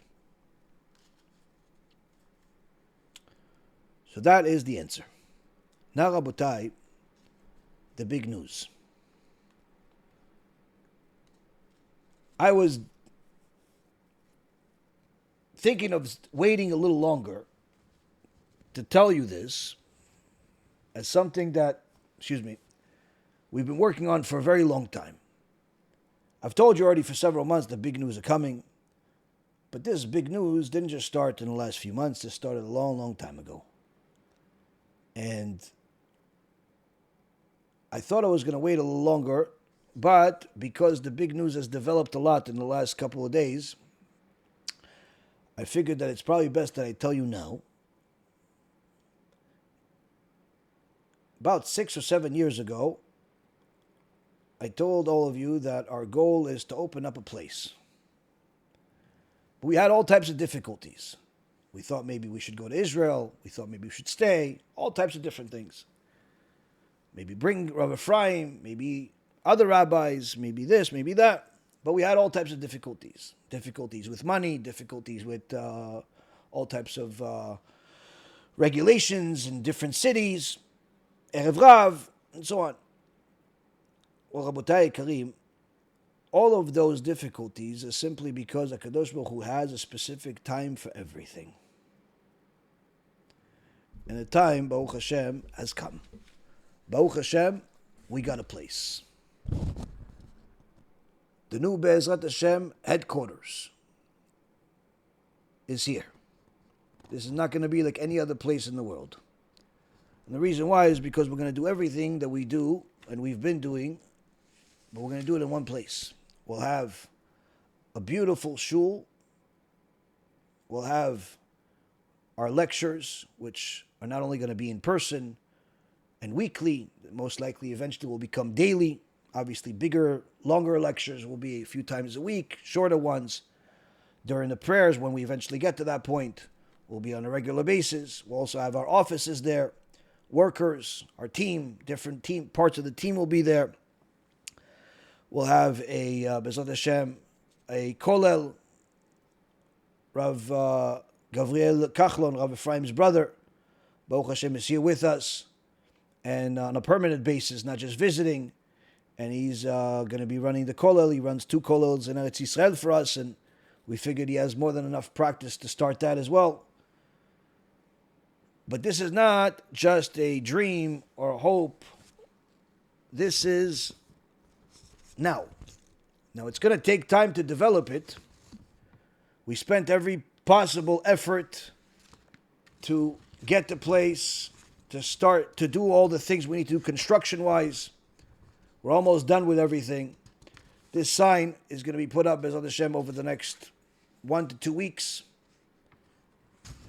We're, in so many words, we did the floors, we did the ceilings. There's only one part of the floor that still needs to be done. There's still some stuff, other decorations we'll put. Obviously the furniture, the Sifrei Torah, that stuff we'll need your help with. In so many words, we got the place. Everything is ready. We need your help to fill it up with as much Kedusha and good as possible. This will be the main focus of the annual campaign that we have for the high holidays. And to make this even more clear of why we're announcing it now rather than later on is because as of Rosh Hashanah, the place will be open. Don't go there right now because you're not going to be able to do anything now. But we're doing everything we possibly can on short notice, on urgent notice, to get as much as possible ready for this Rosh Hashanah, so we're able to pray there during Rosh Hashanah, during Yom Kippur, during Sukkot. That's the way we're going to start this year. You're all welcome, obviously, to come and join us for the prayers. It's in South Florida. It's going to be a new community. There's other Jews there as well. There's actually a kosher supermarket opening around the corner from us. But this is Rabotai Karim. This is going to be a community unlike anything else. Because over there you'll have everything you possibly need from Aleph at Taf. Just will take time to build all of it. But the main part that's been the most difficult, that's Baruch Hashem now. Our goal is to start off with the prayers. After that, we're obviously going to start doing weekly shiurim. As the community grows and we see that people are ready and willing to come every single day to prayers, we'll start doing prayers every day over there. Eventually, of course, we'll have other work doing there, other employees that we have, other team members over there as well. Eventually, our goal is also to add something for kids. We'll also have a little Judaica store in there. We'll have our kollel over there. We'll have our distribution center for all of the Kiruv stuff that we sent out all over the world. Instead of it being stored in our warehouses and then shipped out of either New York or Massachusetts or here Florida from my house, we'll have one central place to send it. Of course, the warehouses we're always going to need, Baruch Hashem. But the point is that we'll have one place that we're looking to provide Am Yisrael everything they possibly need from birth until Abba. This will take time. This will take some help from everyone that wants to be part of it, whether it's from up and close because you want to move here, or it's from a distance because you're supportive like you have been over the years. But this, Rabotai Karim, this is now. Baruch Hashem that we merited. It's been a lot of work, a lot of stuff that I never thought I would ever do in my life. But Baruch Hashem, it's here. So it's going to be an amazing thing, and most likely a valid reason of why I won't need to travel much anymore, even though I haven't traveled in a while. But Bezrat Hashem will have a lot of busy work to do over there. So this is here. We're going to be launching our annual high holiday campaigns, the special prayer campaigns. Bezrat Hashem, I'm going to try to do my best to have it ready over the next few days, because we're going to need a lot of help to take the next step, to get, Sifrei Torah. Anyone that doesn't know, they're extremely expensive. The Aron HaKodesh, the seats, all the furniture, all the technology, all the different things, it's a lot. The building was a lot, the repair is a lot, the construction is a lot. Everything is a lot. But we're hoping that we're going to have as many of you as partners as possible, because this is going to be a monumental project that is not going to be just online. This is going to be physical, and this is going to be a new community. This is going to be something unlike anything else. And the best part about it, Rabotai, is that all of what you're going to need is going to be there. All we need is support, patience, and a lot of prayers to HaKadosh Baruch Hu to give us more and more blessings. Zat Hashem. So yes, it's in South Florida. Anyone that wants to join us for the high holidays, you can send me a message, and I'll send you the information, the address, and so on. Baruch Hashem. Baruch Hashem. I'd like to introduce you to your new best friend. We did it. AI Rabbi is here. It's an AI model that is based on kosher Torah sources, 30 different languages that are available to you. So if you want to ask it in Spanish, in Chinese, Portuguese, whatever you want to do, it's available for you. Can you tell me about Rabbi Akiva? So it's time-stamped to the shiur. You press this green button, AI Rabbi on your WhatsApp. You'll have the ability to ask questions at will. You'll be provided sources, and most importantly, you'll be able to know the truth and be able to rely on the sources. Okay, so with that being said, Rabotai, now you guys can start asking some questions.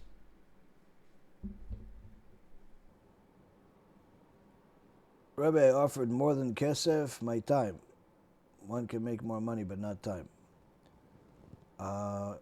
Yeah, I mean, I don't remember seeing what you offered, and if you sent an email or a message, then I probably didn't get to it yet, of what you're offering. But it's always important to remember that a person needs to help as much as they can with what they can, not necessarily what they want.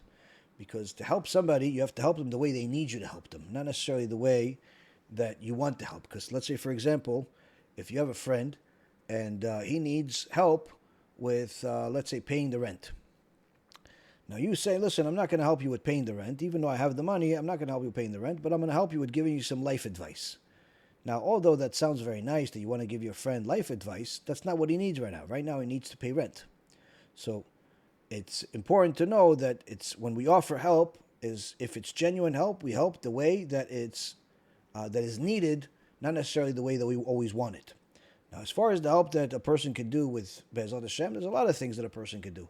They can donate money, obviously, because all of these things now more than ever are going to be more expensive than ever. Even before this building, our expenses were about $150,000 a month, so almost $2 million a year. Now you could increase that drastically more, especially since we have a few books on the way and a few other amazing things on the way, that the expenses are higher than ever.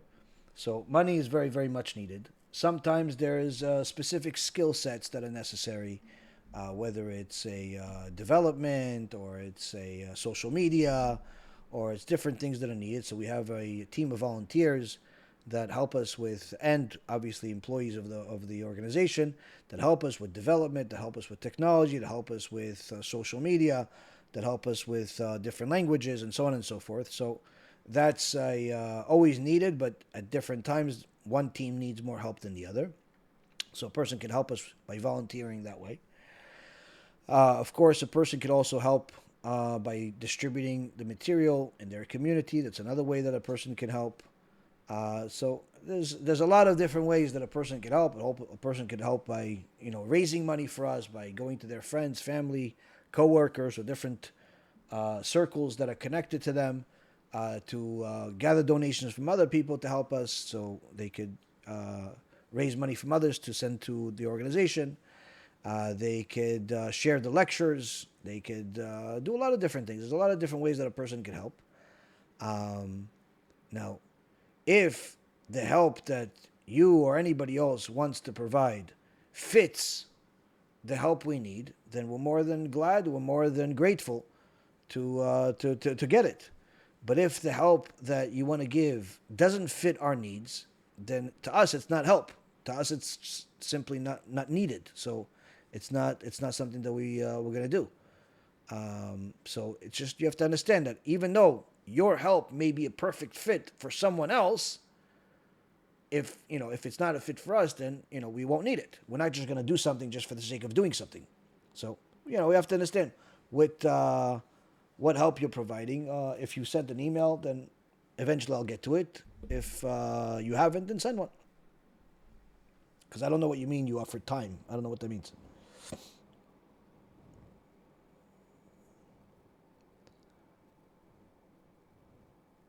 That's awesome. What's the name of the city? We'll need to start looking for a house. Baruch Hashem, you and many other people, I'm hoping, will move to our new community. It's in Lauderhill, Florida. Lauderhill, not Lauderdale, not Fort Lauderdale, which is really everything. Fort Lauderdale is pretty much all of South Florida practically. But it's a city called Lauderhill. And there's a kosher market there. It's a growing Jewish community. It's not like Miami or Aventura or some of the more developed areas where there's nearly 1 million Jews there. But it's also everything you need is going to be there, number one. And number two, it's the fact that it's not as popular and there's not as many Jews living there already now as there is in, let's say, Miami or Aventura or Hollywood, makes the real estate much cheaper than the rest of the places. So that's also another reason why HaShem knew that this is a better area for us, because one of the problems that opening a community was to find a place where it's not just we have the money to get a place, but that it's affordable for everybody else that's within a reasonable income level. In many places in Florida, for example, in North Miami Beach or Aventura or Miami, the houses are 7 figures. $1 million houses is standard over there, $1.5 million, $2 million. So that's not affordable for most people, that are used to, let's say, living in in different parts of the country, or even different parts of the world that want to move here. So that's also something that is a big benefit. But really, more than anything else, is that it's going to be a place where we could actually learn in person. We're going to be able to do shiurim in person. We're going to be able to have different activities in person, and pretty much fulfill all of the good that we want to do as much as possible. Not just on in Israel, not just online, not just from a distance, but also in person. Bezrat Hashem.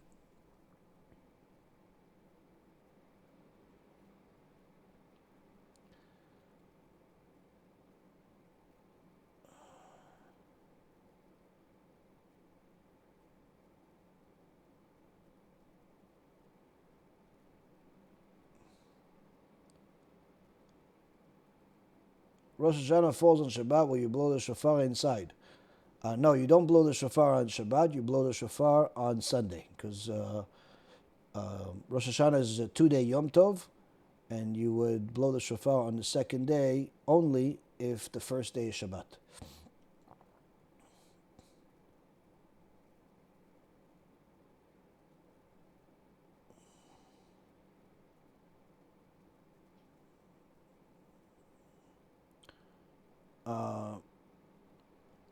On everything the Holy One blessed his years, long suffering except for Zenut. And the sons saw the daughters of men that they were fair, and the Lord said, I will blot out man. What is Zenut? Okay, so your question is, what is Zenut? Zenut is immorality. When people are being promiscuous, doing promiscuous things.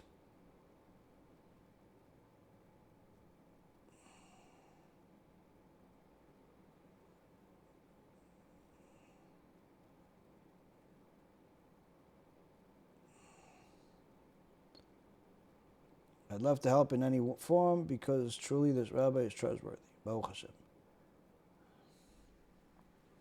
How am I supposed to find a wife? I'm poor and average in looks, especially in the frum community where money and stability is prioritized. Well, not necessarily the entire community, frum community, can be judged in a single sentence. Some people are materialistic, some people are not. Some people are beautiful, some people are not. Some people are smart, some people are not. You can't just categorize everybody. And also remember that having money is not a prerequisite of getting married. What's required for getting married is a man and a woman. Jewish man, Jewish woman, they can get married. Non-Jewish woman, non-Jewish man, they can get married. That's all that's required. You don't need to be rich to get married. Most of the Jewish people throughout history have been poor. And Baruch HaShem, they all got married, and we're all here because of that. Thank you for the blessings. Thank you for being happy. And B'ezrat Hashem, we're hoping to see you guys there. Baruch Hashem.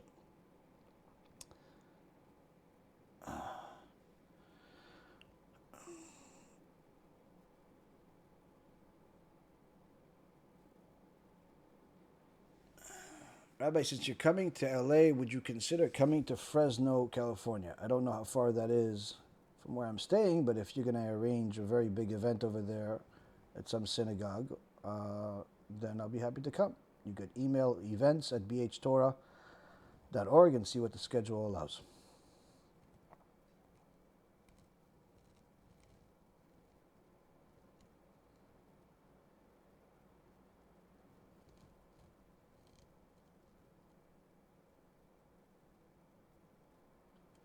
When a person is wasting seed, will people who are doing witchcraft against him be able to succeed? Same thing with Ayin Hara. Unfortunately, when a person wastes seed, and especially sins of immorality and idolatry, they not only create a sin on their account and a stains on their soul, but it also makes them susceptible to damage from all places, even damage that they cause to themselves. Meaning that a person that acts immoral, either with themselves or with other people, becomes more inclined and more attracted to bad things, to more immorality, and even to get to a point of committing murder. So, yes, if a person is committing these types of sins, they're more susceptible to everything negative, including witchcraft, Ayin Hara, and much, much worse. How far is Florida from New York? 3-hour flight.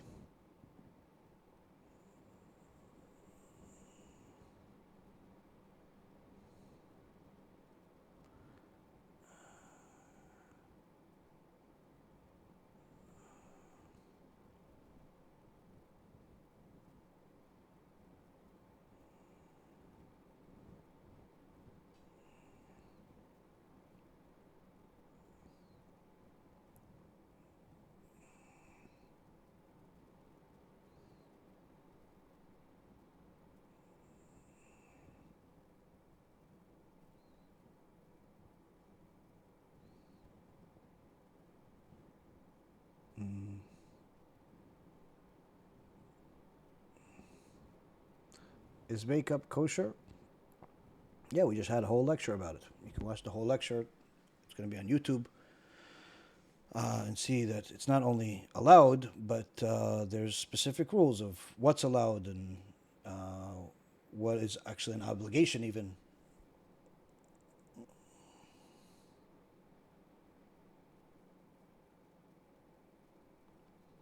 Baruch Hashem, happy this came to fruition, Rabbi. Baruch Hashem, Baruch Hashem.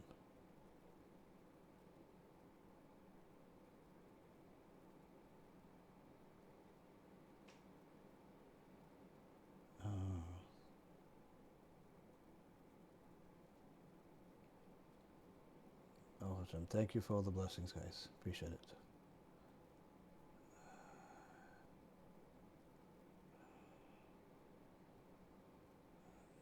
Rabbi, does Cain have a sister in the Torah named Naamah?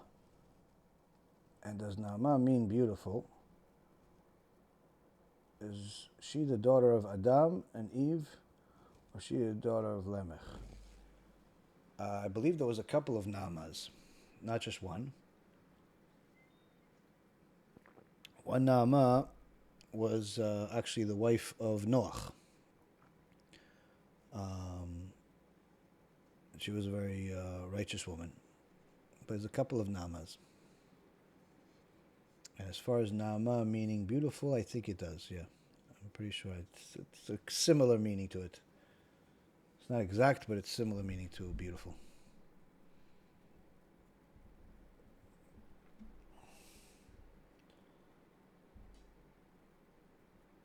Yes, Netanel. Zot Hashem, we're going to see each other a lot more often now. School of Mitzvot.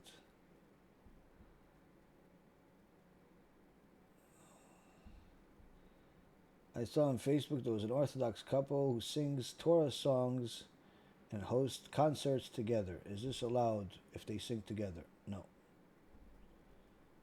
If a man knows what a woman looks like, then he's not allowed to hear her sing. So if they're performing only for women, then it's allowed. But if they're performing for men and women, needless to say, if they perform online, then men will hear this woman sing and see what she looks like, and kol ha'isha erva. It's forbidden for a man to do that.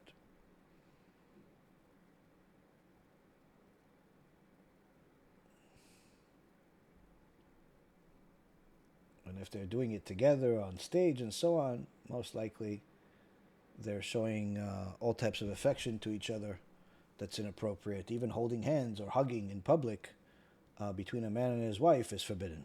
Needless to say, with different women or different men.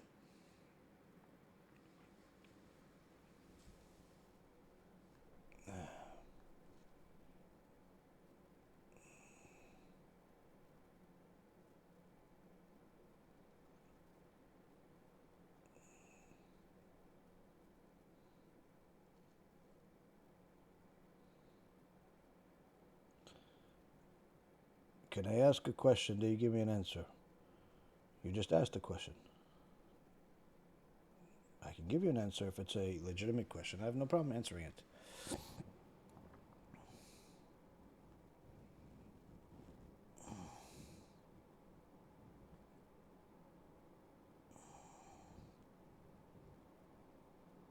My mother's father's family came from Jerusalem, but our mother was not Jewish.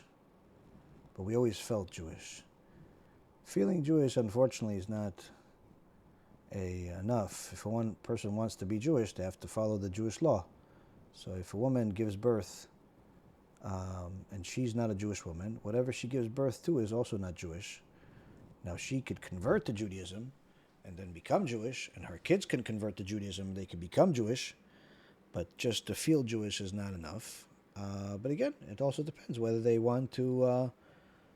there's no obligation for a non-Jew to convert to Judaism.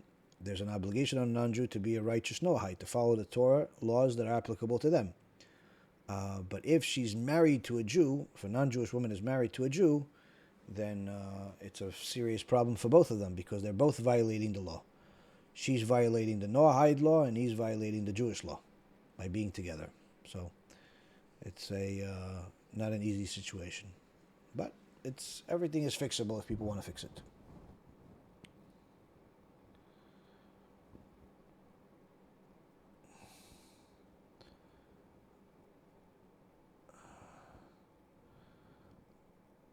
Was Lamed Yud Taf the first companion of Adam and before Eve? I've been hearing a lot of that. So first of all, you should know we're not allowed to say her name. That's why I spelled out the name. And second of all, there's a teaching that the first woman that Hashem gave to Adam HaRishon did not want to submit to him, and ended up running away, and she ended up marrying the Satan. And she is called Lamed Yud Taf, and she is even worse than the Satan. She's the one that's in charge of immorality. So anytime that you see a woman in your dreams, you causes wasted seed, causes keri, all that stuff comes from her. And I've spoken about her and different things she does, and in my Tikkun Abrit lectures over the years. So if you want to know more about it, you could watch the playlist that we have called Tikkun Abrit, or you could download our app, AI Rabbi, AIRabbi.org is the website, and you could ask questions about her, and she'll give you a bunch of answers with more details. But she was the first woman that Hashem gave to Adam HaRishon.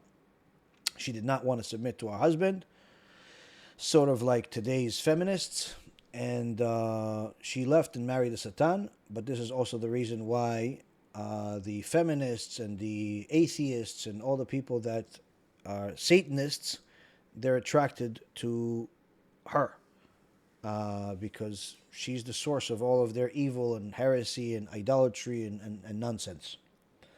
So yeah, she was the first one, but she wasn't the first one, meaning she was the first one, but she left. And then Chava is the wife that brought life to the world, that from her came the rest of the world.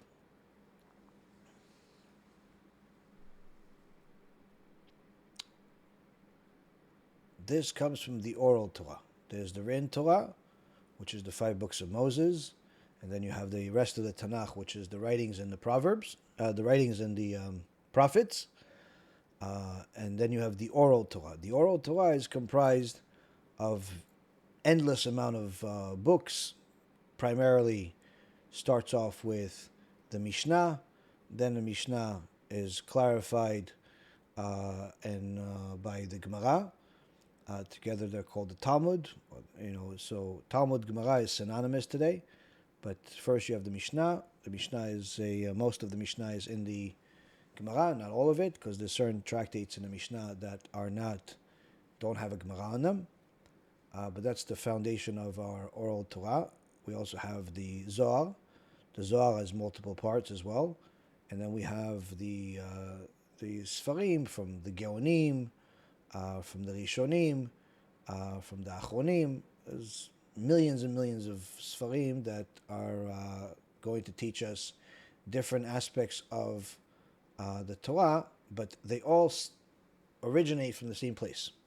So it's not like new inventions. It's not like the Christian world where anyone can invent whatever they want, whatever interpretation they want. It's very, very different. If you want to know more details about what the oral Torah is, I have lectures about it that you could ask. You could get your answers for all these questions.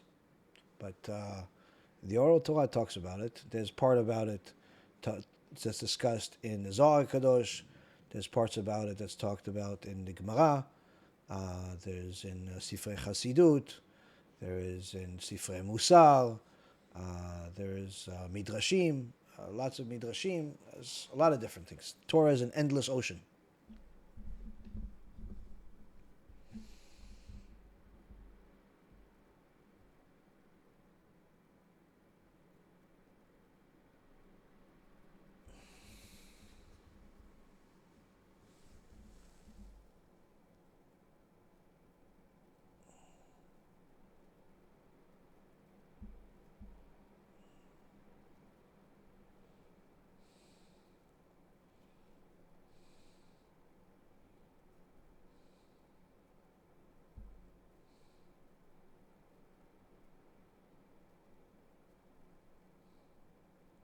Are women who wear rings on their middle fingers married to the Satan?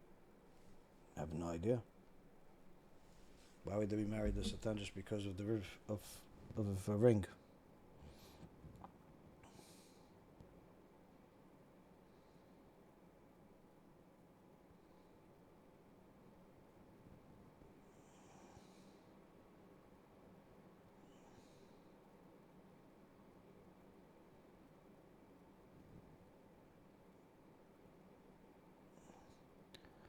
In this new place, are they going to have any classes for a Noahide? So as you see from my lectures online, my lectures are primarily Musar. And Musar is applicable to everyone, both to Jews and to non-Jews. So we're going to continue these types of lectures, Bezrat Hashem, until Mashiach comes. As much as I can, as much strength as Hashem gives me, we'll do. And so we'll have that. Our goal is to also have other things. We're also hoping that at some point we'll have conversion classes, like specific courses that are catered for people that want to convert. and then have classes for kids, have a lot of different things. But in all of the events that I've had over the years, whether it's when I used to give lectures in person 3 times a week here in Florida, or all the trips that I've traveled in different parts of the country, and different, in Israel or Canada, there's always Noahides that attend my lectures too. There's majority is Jews, but there's always a few Noahides that attend and enjoy themselves, and are welcome to come. So my lectures are good for anyone that wants to learn and grow and become a better person. You're all welcome.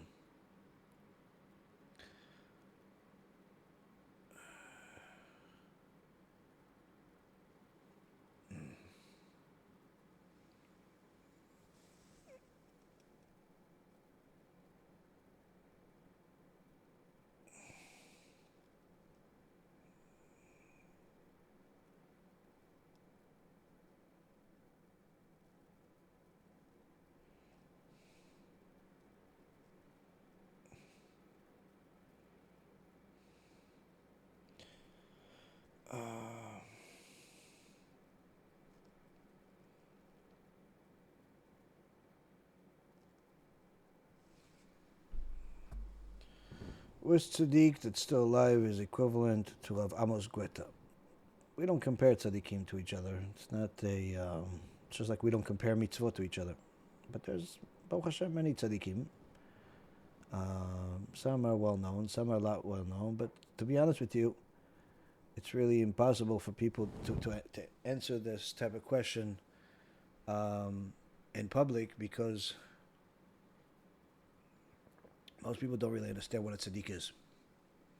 They think that usually people assume that tzaddikim are famous, or tzaddikim are old, or tzaddikim are something specific that people have in their mind, or they do magic, all types of things. And there are, Baruch Hashem, many tzaddikim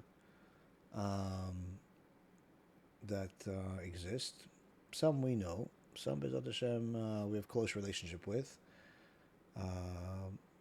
And Baruch Hashem, we try to do our best to join the tzaddikim too. Every day we try our best to be tzaddikim. Is there any tzaddik that I look up to? Yeah, my dear Rav, Rabbi Ephraim Kachlin. I also learn from him every day, so.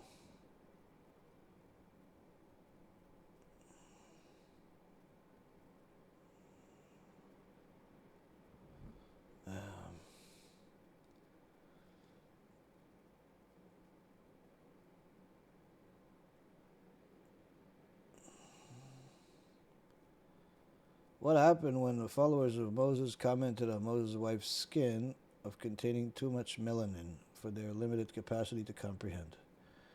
No, when the Chachamim explain, when they said that she was Kushit, the Talmud explains Kushit is not referring to too much melanin, like you call it, or to that she's black. Kushit means that she was beautiful. That it doesn't mean that she was she had too much melanin, because most of the Jewish people were dark, because they were all in the Middle East. They're all in Egypt, so they weren't like white Americans or Russians of today. They were darker, Middle Eastern, not Ethiopian. No, but they were Middle Eastern, like Mizrahi Jews, like Sephardi Jews.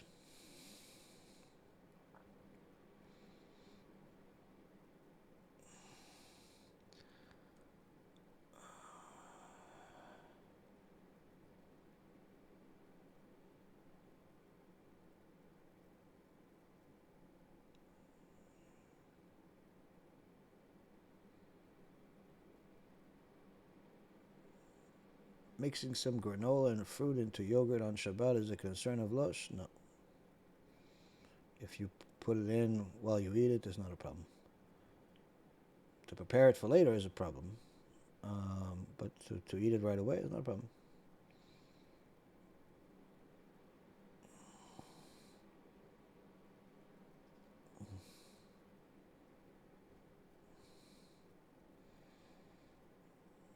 Must a man grow a beard if he wishes to convert? No.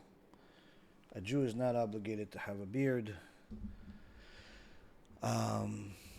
It's not an obligation at all. They're just not allowed to shave their face with a razor. So they could shave their face with a buzzer, or some people I think use creams. But growing a beard is not an obligation. The obligation is not to shave your face with a razor, with a knife.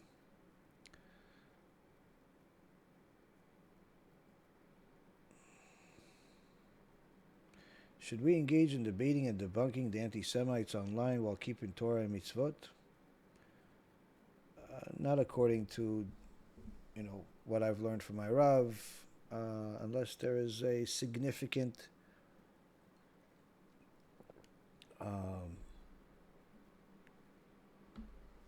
need for it by, that Chachamim conclude that it's necessary, but so I don't really see the need for it. I've spoken about it with my Rav many times over the years. Aside from popularity, becoming more popular and and reaching, let's say, a bigger crowd, I don't really see the benefit of the debates, because the Jew that's debating, is he's not interested in the other religion. He's trying to prove Judaism. And the Muslim or the Christian on the other side, he's not interested in Judaism. He's interested in presenting his thing. So the whole point of the debate is not really to go with the truth. The whole point of the debate is who could be a better speaker, who could insult the other side in a more convincing way. So I don't really see how this is a big help to people. It's entertaining, and there's certainly some things that are needed, but to do that on a regular basis, no.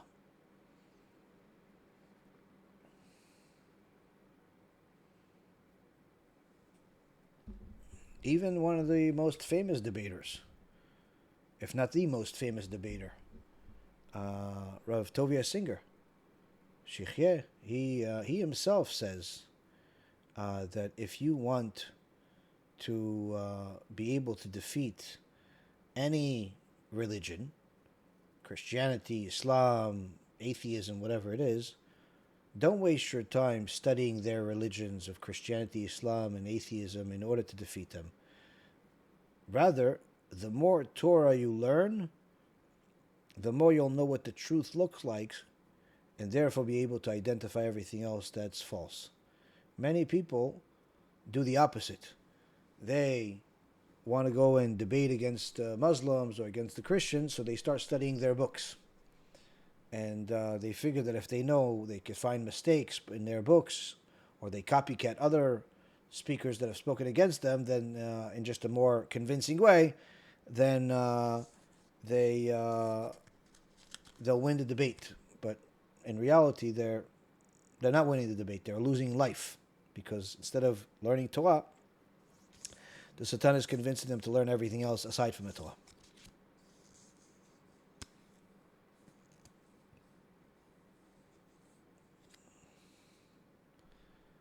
How do I fight from the U.S. for the yeshiva boys being forced into the army? It depends what tools you have.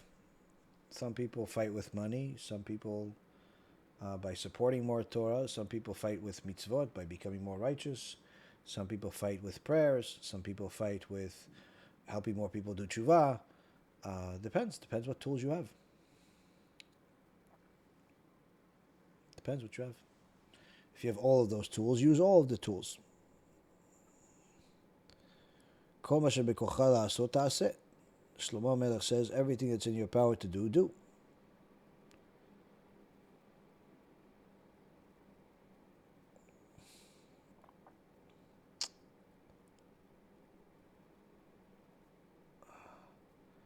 For someone struggling with Teshuvah, is it necessary to feed the Yetzirah with kosher tava or hobby?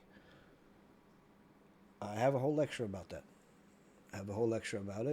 And you could watch it, and explains what's a kosher tava, what's not a kosher, how much you should do it. Just because a person needs to fulfill a certain tava doesn't mean he could stuff it with as much as it wants. That's like feeding the monster. It doesn't get full. So you have to know how, when. What's your point of view about non-Jews? If they're righteous people, Baruch HaShem. If they're wicked people, Bezrat Hashem, they'll do Teshuvah. I have many students that are Jewish, and I have many students that are not Jewish. So you could ask them, what kind of treatment they get when they ask for guidance, they ask questions. I don't think you'll have anybody telling you a negative thing, because we try to help everybody that we can, when we can, how we can. So.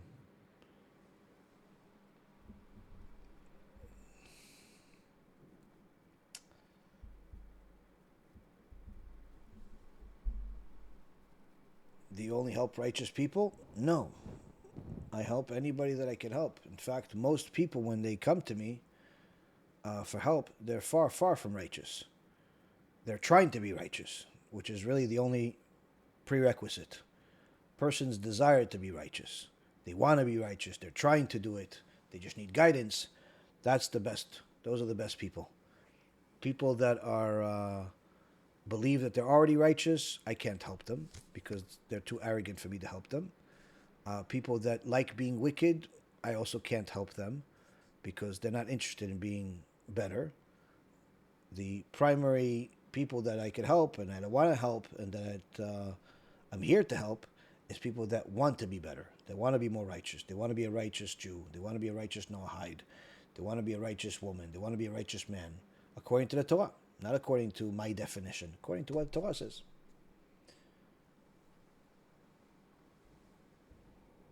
Okay, we'll answer one or two more questions and I'm done. I'm just got a lot going on these days, Baruch HaShem.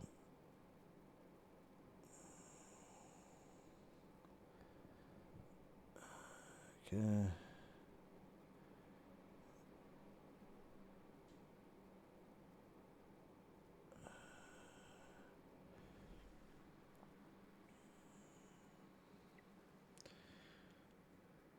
What about people who want to be righteous but don't know the truth?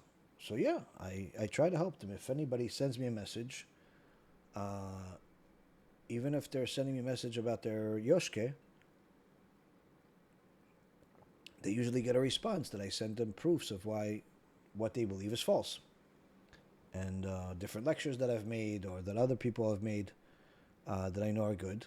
So I send them that information. We have already a whole letter that I've been sending for years to many people with information, showing them what the truth is, proofs of it, different lectures that will provide them information.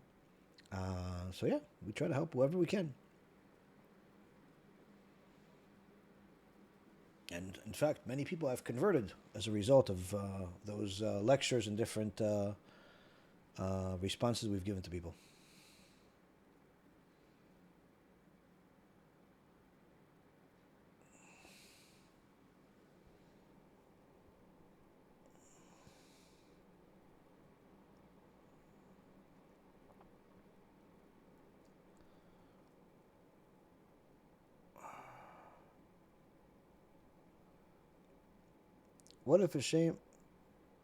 Why, if Hashem forgave Shlomo HaMelech,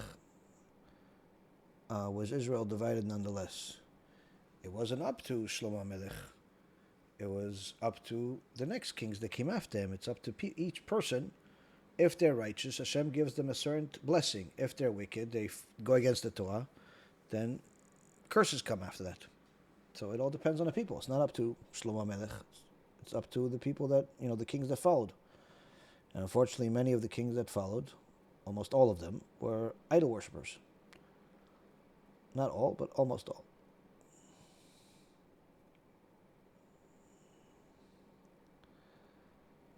Donating money to you through YouTube counts as Kiruv? Yeah, sure. You're supporting Kiruv. You're supporting our work. You're supporting what we do. Sure, that money comes to the organization. We use that to do all the things that we do, whether it's pay employees or print more books or make more videos or all the different things that the organization needs to do. As I said, people could see our financials publicly. It's on GuideStar, Candid, and our transparency is of the highest level. It's platinum for 3 years in a row. And you can see we have expenses that are close to $2 million a year. So that's over $150,000 a month. So whatever you donate, whether it's $5 or $50 or $1,000 or $50,000 or whatever it is, it's going to help us. And it's going to make you a partner in all the things that we do. Obviously, the key for people that are donating is based on your capacity, based on whatever a person is able to do, relevant to them. If a person is a millionaire, they should donate like a millionaire. If a person is a regular person, they should donate like a regular person. Everybody according to their level. HaShem is not calculating dollar amounts. HaShem is calculating effort and percentages. Meaning that if a person that's donates $1 million, but he has $100 billion, so that $1 million is a nice donation, but it's virtually nothing to him. So whereas a person that, let's say, has $10,000, he donates $1,000. That $1,000 is 10% of what he has. That's very significant. That's worth more than the $1 million that the 100 billionaire donated. Why? Because relevant to what he has, he donated a lot more. What car do you drive? Why do you need a ride? I'm not an Uber driver, so my car is the Bezat Hashem car. When I'm on the road, which is not often, but when I'm on the road, you can see me from far away. It has all the Bezat Hashem logos and pictures and QRs, and it's like a walking Kiddushin. It's a driving Kiddush Hashem. It's the Kiruv Car.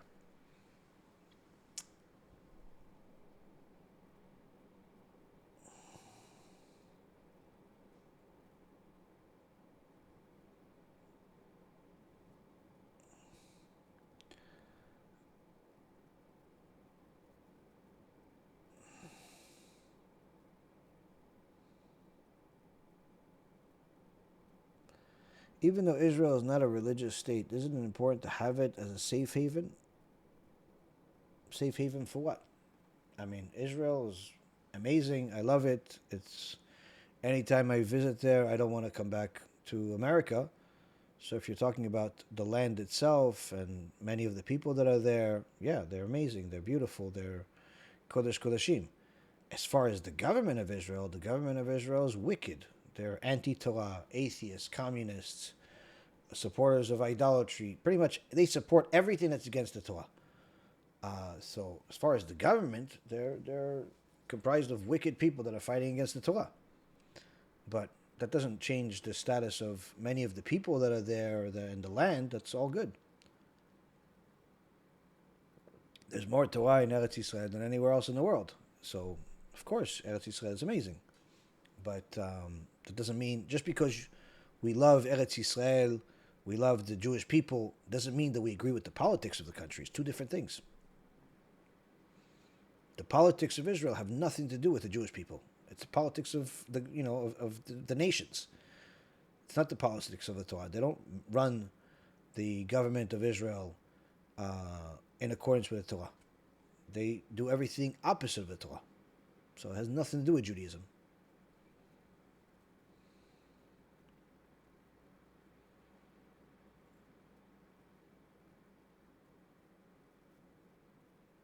Rabbi, if I don't have money, not for food or to pay my yeshiva, do I still need to give maaser? No. Obviously, you have to survive first.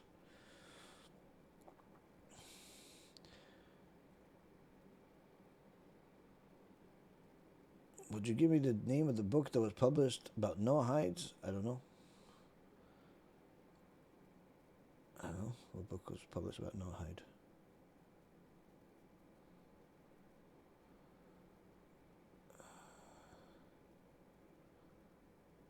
Is a man that's terminally ill obligated to get married if he won't be in the world much longer? No. In fact, even if he gets married, he's not supposed to marry a woman that's able to give children. It's going to be very difficult. So it's there's certain laws for people.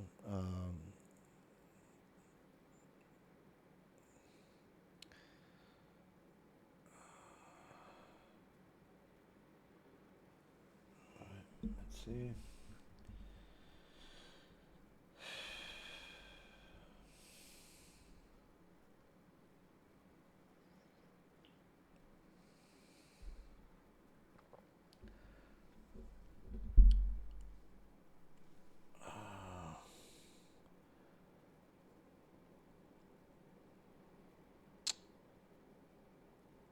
See, this rabbi is money-minded. None of what he listed cost anywhere near $150,000 or $2 million a year. You could look at our financials online and see what we spend the money on. You could see. You could go to our website, see our numbers. We have given food to over 251,000 Jews for free. Food and financial help. We have distributed over 370,000 books for free. Over 2.5 million USBs, CDs, posters for free. We've given not $2 million.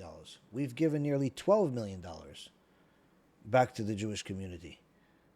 So for you to say that everything that I'm saying is a lie is not only stupid, because it could easily be proven, but it's also a very big mistake for you, because you're motzi shem ra on somebody that all they do is give to Am Yisrael. So you should try to work on your mouth or your typing skills a little bit during this month of Elul. I personally don't take it, I'm not offended by it. I know that you're too ignorant to even know the difference between right and wrong right now because you're so money-minded and materialistic. But for your own protection and for your own neshama, for your own olam haba, you shouldn't just write things just because you like to write. You shouldn't just say things just because you like to say things. You have to double-check what you're going to say. Everything that I said is publicly available. You could look literally at the balance sheet of the organization, at the expenses, everything. It's all publicly available.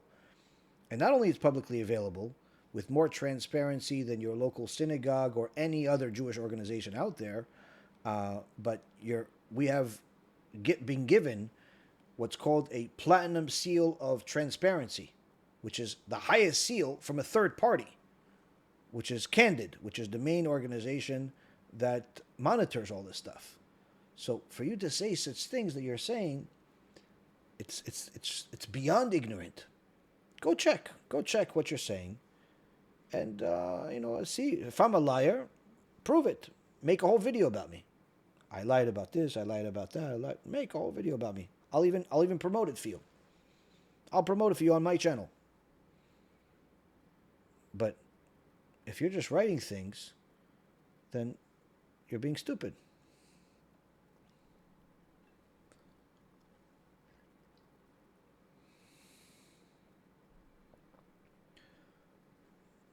I answered what car I have.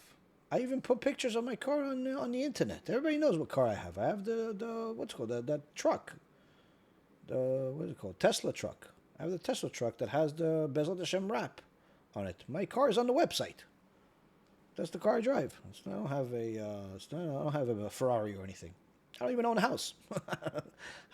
Everything. I haven't taken it. The reason why we're able to get this place, this new place, the reason why we're able to give so much out for free is because I don't take a salary.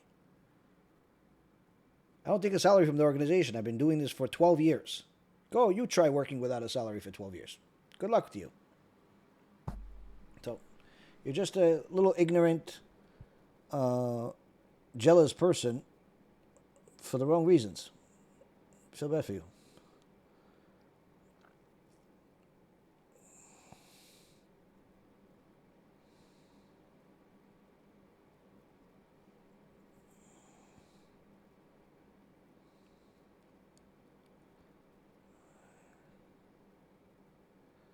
How does one break a curse that was cast by an ex-wife who turned out to be a witch? The more righteous a person is, the more they'll connect to HaShem. The more they'll connect to HaShem, the more protection they'll have from anything and everything.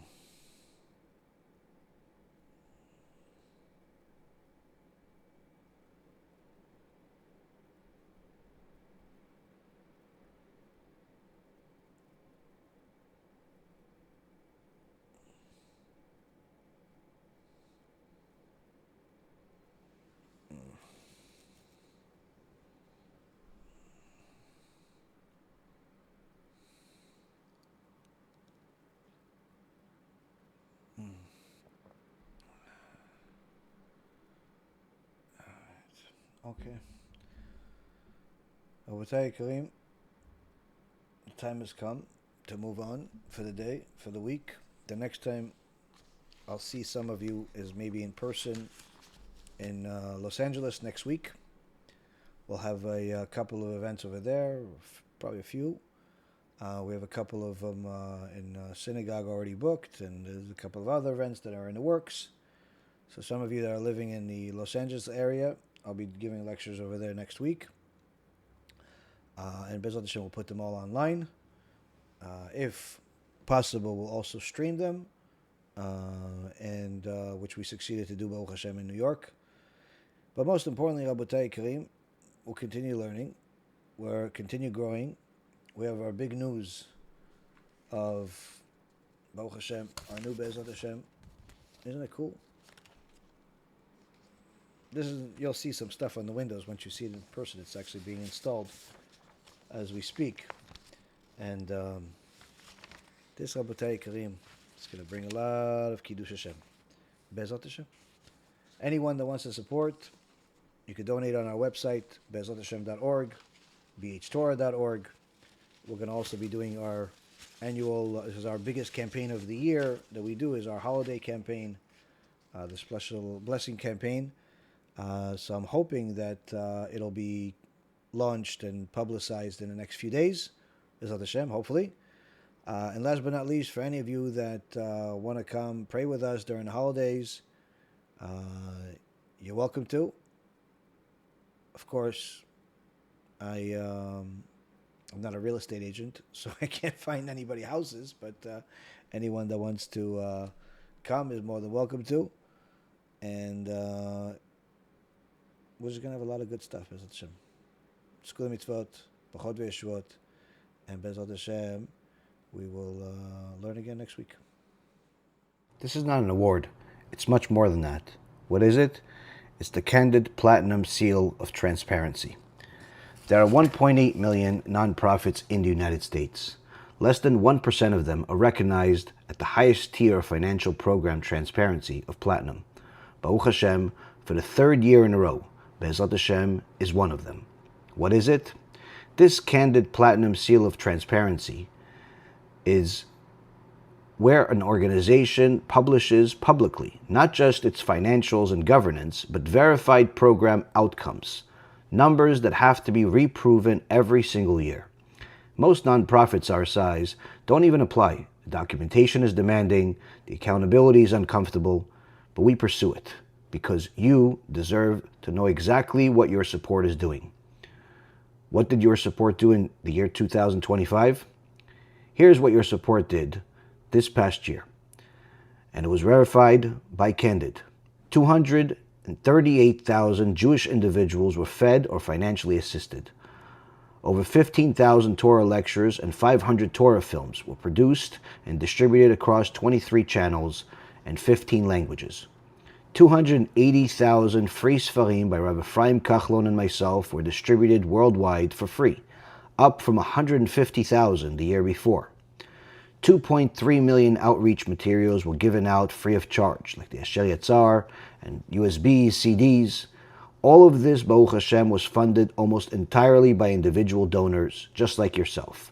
No foundation grants, just people like you who watched our videos, got inspired, and decided to do something with us. Why do we pursue this? In Judaism, we say that a person is judged not by what they do once, but what they do consistently. Earning platinum once shows that you can prepare a good report. Earning it 3 years in a row proves it's how we actually operate. When you give Bezrat Hashem your donations, you're not just trusting us.